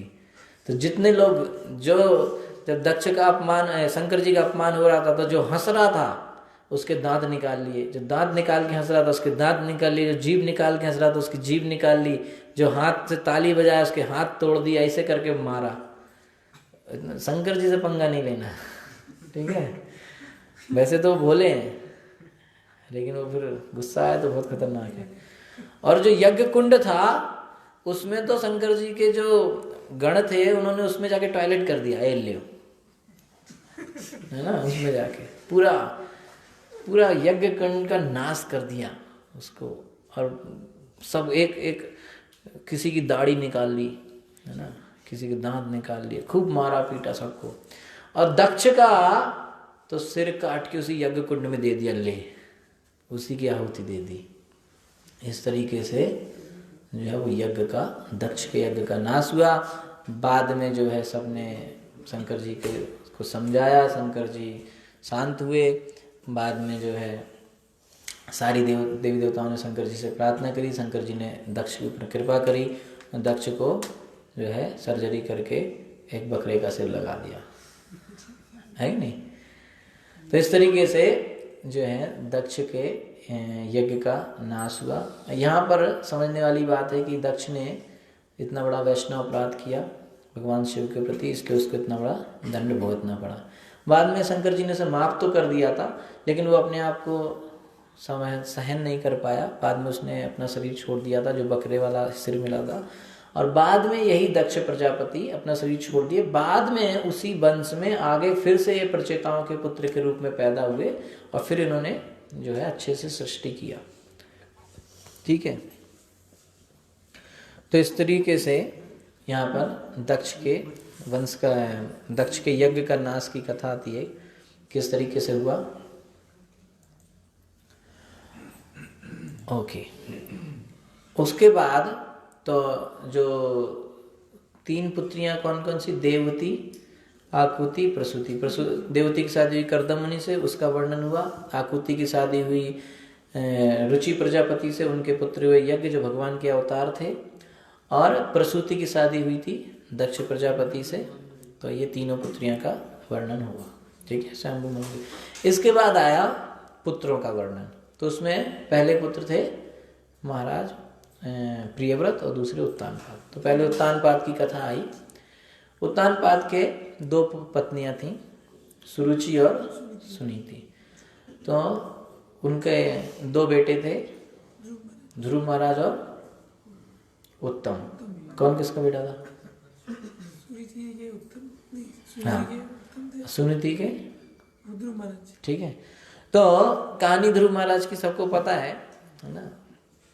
ध्रुव महाराज छोटे बच्चे थे, वो अपने पिता की गोद में बैठना चाहते थे, लेकिन उनकी सौतेली माँ ने उनको डांट दिया कि तुम इस गोद में बैठने के हकदार नहीं हो। अगर तुम्हें राजा की गोद में बैठना है तो उसके लिए तुम्हें पहले विष्णु की भक्ति करनी पड़ेगी, और फिर विष्णु की कृपा से तुम्हें मेरे गर्भ से जन्म मिलेगा, तब जो है तुम राजा की गोद में बैठ सकते हो।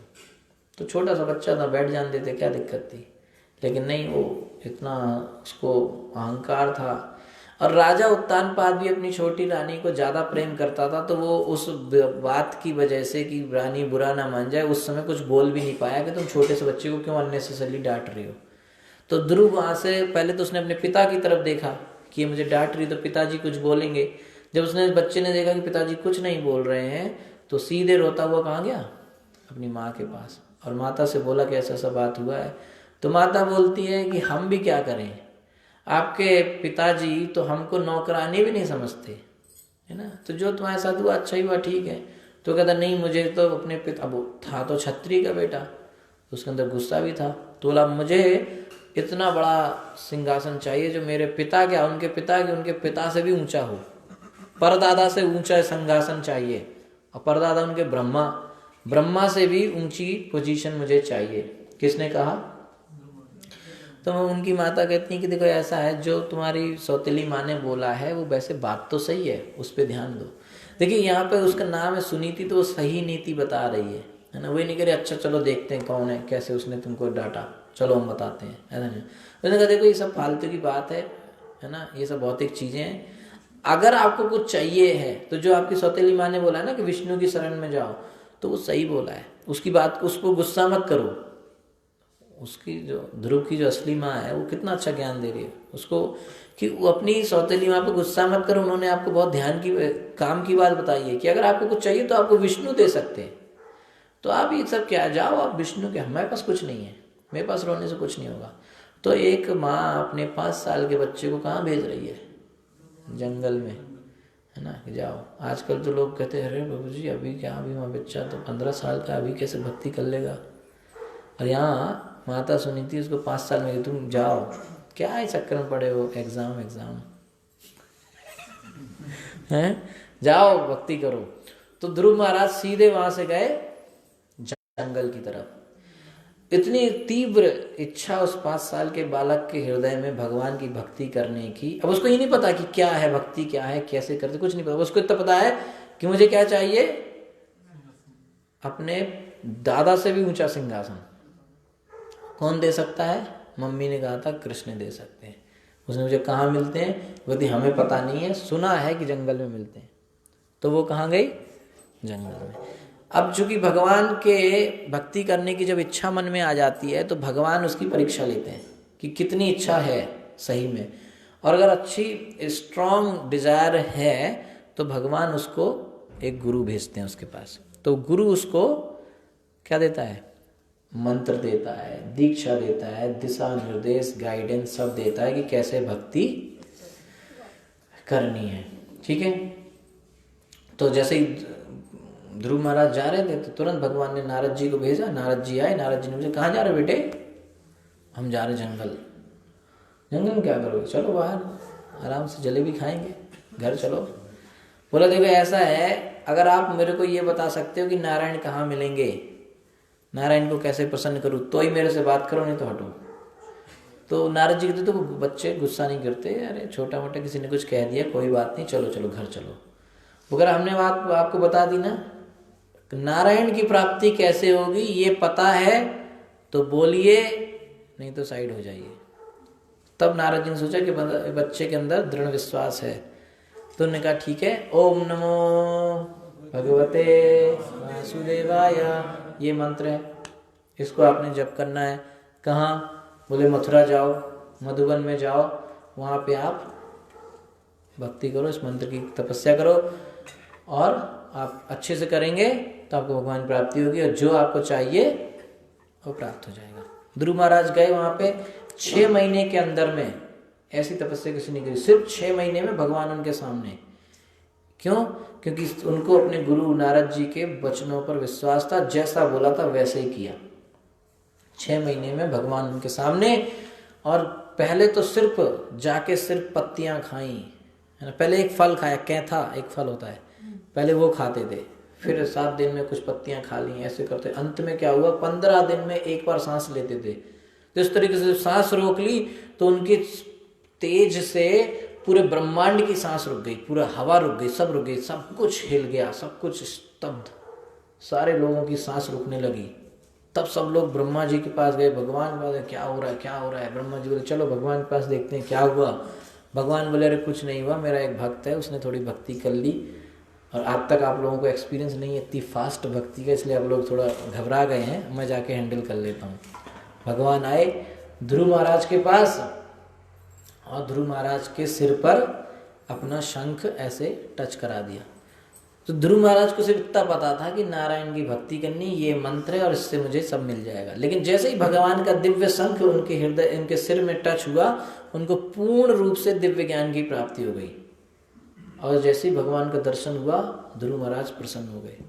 और भगवान कहते हैं कि हम आपकी भक्ति से बहुत प्रसन्न हैं, आप बताइए क्या चाहिए। ध्रुव महाराज कहते हैं कि हे भगवान, अब क्या बोलूं,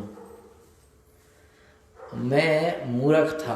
अब उनको दिव्य ज्ञान मिल चुका है, क्योंकि शंख जैसे ही टच कराया तो उनको दिव्य ज्ञान मिल चुका है। तो भगवान कहते, ध्रुव महाराज कहते हैं कि भगवान, मैं इतना बड़ा मूर्ख था, समझा ही नहीं, कांच के टुकड़े मांगने आया था, और आपने तो मुझे हीरा दे दिया, और अब क्या मांगू? मैं तो आया था कांच के टुकड़े की तलाश में, और आपने ऑलरेडी हीरा दे दिया, और उस पर भी आप कह रहे हो कि और मांगो। क्या मांगू? बचा ही क्या मांगने को है? कहते भगवान मुझे कुछ नहीं चाहिए, मैं इतना बड़ा मूर्ख था कि आपसे मैं आपकी भक्ति, मैंने भौतिक चीज लेने के लिए, राज सिंहासन लेने के लिए आपकी भक्ति करी। मतलब आपकी भक्ति जो मुझे आपके चरण कमल दे सकती है, वो भक्ति मैंने राज सिंहासन लेने के लिए करी। कितने दिन राजा बना रहूंगा मैं? एक दिन तो भौतिक ये राजपाट छूटेगा, बड़े बड़े राजा मर गए तो मैं तो कैसे बचूंगा? एक दिन तो मरूंगा ना। तो मैं कितना बड़ा मूर्ख था कि मैं हमारे गुरुदेव की बात को समझा नहीं है। भक्ति जैसी चीज जिसको करने से मैं आपके चरण पा सकता था, मैंने वो किस लिए करी? राज सिंहासन के लिए। मेरे से बड़ा मूर्ख कोई नहीं। कौन कह रहा है? महाराज। भगवान कहते चलो कोई बात नहीं, मैं आपसे बहुत प्रसन्न हूँ, आप फिर भी मांगो। कहते भगवान आपके इतने दिव्य दर्शन मुझे हो रहा है फेस टू फेस, अब क्या बचा? मेरे अंदर कोई इच्छा ही नहीं बची, क्या लूँ? भगवान कहते चलो फिर भी मैं आपको अपनी तरफ से देता हूँ कि आज से आप 36,000 सालों तक राजा बन के रहेंगे, पहले तो इसी राज्य में। उसके बाद मैं आपकी इच्छा थी ना, तो भगवान भक्त क्या करता है कि जब भक्ति करता है तो उसकी इच्छाएं जो होती हैं वो शुद्ध होती जाती हैं। तो कई बार हम लोग भौतिक इच्छाओं को लेके भक्ति में आते हैं, मंदिर में आते हैं, भजन करते हैं कि ये हो जाएगा वो हो जाएगा, मंदिर जाएंगे, भक्ति करेंगे तो जॉब लग जाएगी, है ना, घर बन जाएगा, ऐसा होता है। लेकिन अगर शुद्ध भक्ति वो करेगा गुरु के दिशा निर्देश में अच्छे से, तो उसकी वो भौतिक इच्छाएं खत्म हो जाएंगी। उसके अंदर सिर्फ शुद्ध भक्ति, भक्तों की सेवा, भक्ति करना, यही इच्छाएं बचेंगी। उस लेवल पे आने के बाद भौतिक चीजें उसको भगवान अपने आप दे देंगे, ऐसे ही मिल जाएंगी। भगवान कहते हैं आप राजा बने रहोगे 36,000 सालों तक, ठीक है। और आपकी जो इच्छा थी ना, क्या इच्छा थी कि दादा के परदादा से भी ऊंचा सिंहासन चाहिए, नहीं ब्रह्मा जी से भी ऊंचा सिंहासन चाहिए। तो कहते कि मैं आपको एक ऐसा लोक देता हूं जो कि सिर्फ मेरा बैकुंठ ही है, ये मानो ध्रुव लोक मैं तुम्हें दे रहा हूं। इस लोक में आज तक कोई नहीं आया क्योंकि मेरा धाम है, और इस लोक में तुम रहोगे, हमेशा रहोगे। जब तक ब्रह्मा जी की उम्र रहेगी तुम इस लोक में रहोगे, और ब्रह्मा जी की उम्र होने के बाद तुम मेरे नित्य धाम बैकुंठ में आओगे। ध्रुव महाराज की। तो इस तरीके से 36,000 सालों तक ध्रुव महाराज ने राज्य किया और भक्ति करी। उसी के दौरान फिर ये वापस आए, अपना भगवान से बातचीत होने के बाद आए तो सबको पता चल चुका था। नारद जी ने पहले जाके बता दिया था सबको, उत्तानपाद को और सबको, कि उत्तानपाद दुखी थे, मेरा बेटा छोड़ के चला गया। तो बोले रहे आप टेंशन मत लो, आप किस दुनिया में हो, आपका बेटा तो कहाँ पहुँच गया, बड़ा आदमी बन गया है, भगवान से फेस टू फेस बात करके आ रहा है। तो इनको सबको बड़ी खुशी हुई, दोनों माताओं को खुशी हुई, बड़ा स्वागत हुआ, राजा बने। बाद में चूंकि इन्होंने, ध्यान से समझने वाली बात, सौतेली माता ने ध्रुव का अपमान किया था। कब किया था? उसके भक्त बनने से पहले। भागवतम में वर्णन आ रहा है, भगवान स्वयं कहते हैं कि जाओ तुम राजा बनोगे, और जो तुम्हारा माँ ने, सौतेली माँ ने जो अपमान किया था उसके बदले में वो जल के मरेगी। भक्त बनने से पहले अपमान किया था, बाद बन गया भक्त तो उसके ऊपर चढ़ गया वैष्णव अपराध। तो आम जनता में चलने वाले आदमी को हम लोग फालतू आदमी समझ के उसका अगर अपमान करेंगे और कल को भक्ति में आ गया तो हमारे को वैष्णव अपराध आ सकता है। इसलिए प्रभुपाद जी से जब पूछा गया तो प्रभुपाद जी कहते हैं कि किसी ने पूछा कि प्रभुपाद जी हमें इन लोगों का भी सम्मान करना चाहिए क्या, उसका भी करना चाहिए क्या? प्रभुपाद जी कहते हैं हमें एक चींटी का भी सम्मान करना चाहिए, एक चींटी छोटी सी, उसका भी हमें सम्मान करना चाहिए। हम किसी का जो है डिसरिस्पेक्ट नहीं कर सकते, है कि नहीं?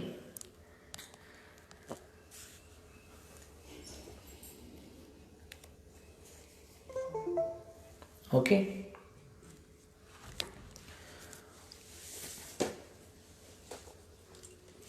तो उनकी जो पुत्र था उत्तम, वो एक यक्ष ने उसको मार दिया, सौतेले भाई को, और उसके वियोग में उसको ढूंढने उनकी सौतेली माँ गई, वो जंगल में आग में जल के मर गई। ठीक है। ध्रुव महाराज को इस बात का पता चला कि मेरे भाई को यक्षों ने मार दिया। ध्रुव महाराज ने यक्षों पर आक्रमण कर दिया, बहुत घमासान लड़ाई हुई। ध्रुव महाराज बिल्कुल सारी यक्ष प्रजाति का ही नाश करने वाले थे। तो उस समय, अब यहाँ समझने वाली बात, इतने शुद्ध भक्त होने के बावजूद, भगवान से मिलने के बावजूद ध्रुव महाराज को थोड़ा एक्स्ट्रा गुस्सा आ गया। तो यहाँ पर एक भक्त का नाम खराब हो जाता है, इसलिए दूसरा भक्त उनकी मदद करने स्वयंभू मनु उनके दादा आए और उन्होंने ध्रुव महाराज को समझाया कि अब आप गुस्सा ज़्यादा कर रहे हैं। एक व्यक्ति ने आपके भाई को मारा था, आप एक को मार देते, आप क्या उसका पूरी प्रजाति खत्म करोगे क्या? तो ध्रुव महाराज बोले अच्छा हुआ आपने मुझे बचा लिया, नहीं मेरे से गलती हो जाती। तो किसी भी भक्त को इतना घमंड नहीं करना चाहिए, गलती किसी से भी हो सकती है। तो ध्रुव महाराज से गलती, और भक्तों के साथ में रहना चाहिए, क्योंकि अगर गलती होगी भी तो दूसरे भक्त आके हमें समझाएंगे। और उस समय विनम्र रहना चाहिए कि वो भक्त गलती बता रहा है कि आप गलत कर रहे हो, तो तुरंत मान लेना चाहिए। ठीक है ना? तो ध्रुव महाराज ने मान लिया, उसके बाद वो अच्छे से उन्होंने राज्य किया। अंत में ध्रुव महाराज के पास एक विमान आया बैकुंठ से ध्रुव महाराज को लेने। ध्रुव महाराज से निवेदन किया कि आप आइए। तो ध्रुव महाराज उसी क्षण मृत्यु आई उनके पास।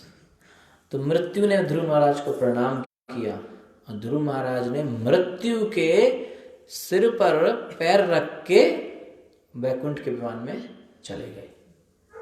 यानी कि मृत्यु कैसी थी? सीढ़ी के रूप में थी, बस कोई मृत्यु का कष्ट नहीं उनको। सीधे मृत्यु के सिर पर पैर रख के ध्रुव महाराज वैकुंठ के विमान में बैठे और अपने धाम को गए। वही धाम ध्रुव लोक है जिसके इर्द गिर्द पूरा ब्रह्मांड घूमता है, सब कुछ इसी पोल स्टार उत्तर दिशा में दिखता है, वही ध्रुव लोक है। वैकुंठ ही है वो, वहां उसके चारों तरफ सब कुछ घूमता है, सारे नक्षत्र उसके चारों तरफ घूमते हैं, सारे 5वें स्कंद में आप उसको देखेंगे, सब कुछ उसी के चारों तरफ घूमता है ना। तो इस तरीके से ध्रुव महाराज की जो है कथा चतुर्थ स्कंद में आती है। इसके बाद ध्रुव महाराज के वंश में और भी कई महान राजा हुए, महाराज अंग, महाराज पृथु, इस तरीके से। तो 8 बज चुका है, इसके आगे कथा हम कल करेंगे, ठीक है। ध्रुव महाराज के वंश में और कौन कौन से राजा हुए इसकी चर्चा कल होगी। हरे कृष्णा। हरे कृष्ण। कल जो है इसमें अब एक इम्पोर्टेंट है ना कि इनके वंश में पृथु महाराज के आगे वंश में एक राजा हुए प्रचेता, 10 लोग थे वो। तो प्राचीन बरीशत राजा के पुत्र थे, उनको भगवान की भक्ति करने के लिए भेजा गया। तो जब वो भक्ति करने जा रहे थे, ठीक है, तो उनको रास्ते में भगवान शंकर मिले थे। भगवान शंकर ने उन्हें कृष्ण की भक्ति करने की विधि समझाई थी। वही विधि जो उन्होंने बताई है उसी को भागवतम में रुद्र गीत के रूप में प्रस्तुत किया गया है। तो उस रुद्र गीत बहुत ही सुंदर है। रुद्र गीत माने वह गीत जो भगवान शंकर ने गाया है, तो उसको हम लोग कल चर्चा करेंगे। बहुत ही सुंदर गीत है, भगवान शिव जी के द्वारा बताया हुआ। हरे कृष्णा। ग्रंथराज श्रीमद् भागवतम की, श्रील प्रभुपाद की, अनंत कोटि वैष्णव वृंद की। हरे कृष्णा। किसी का कोई प्रश्न है तो आप लोग पूछ सकते हैं।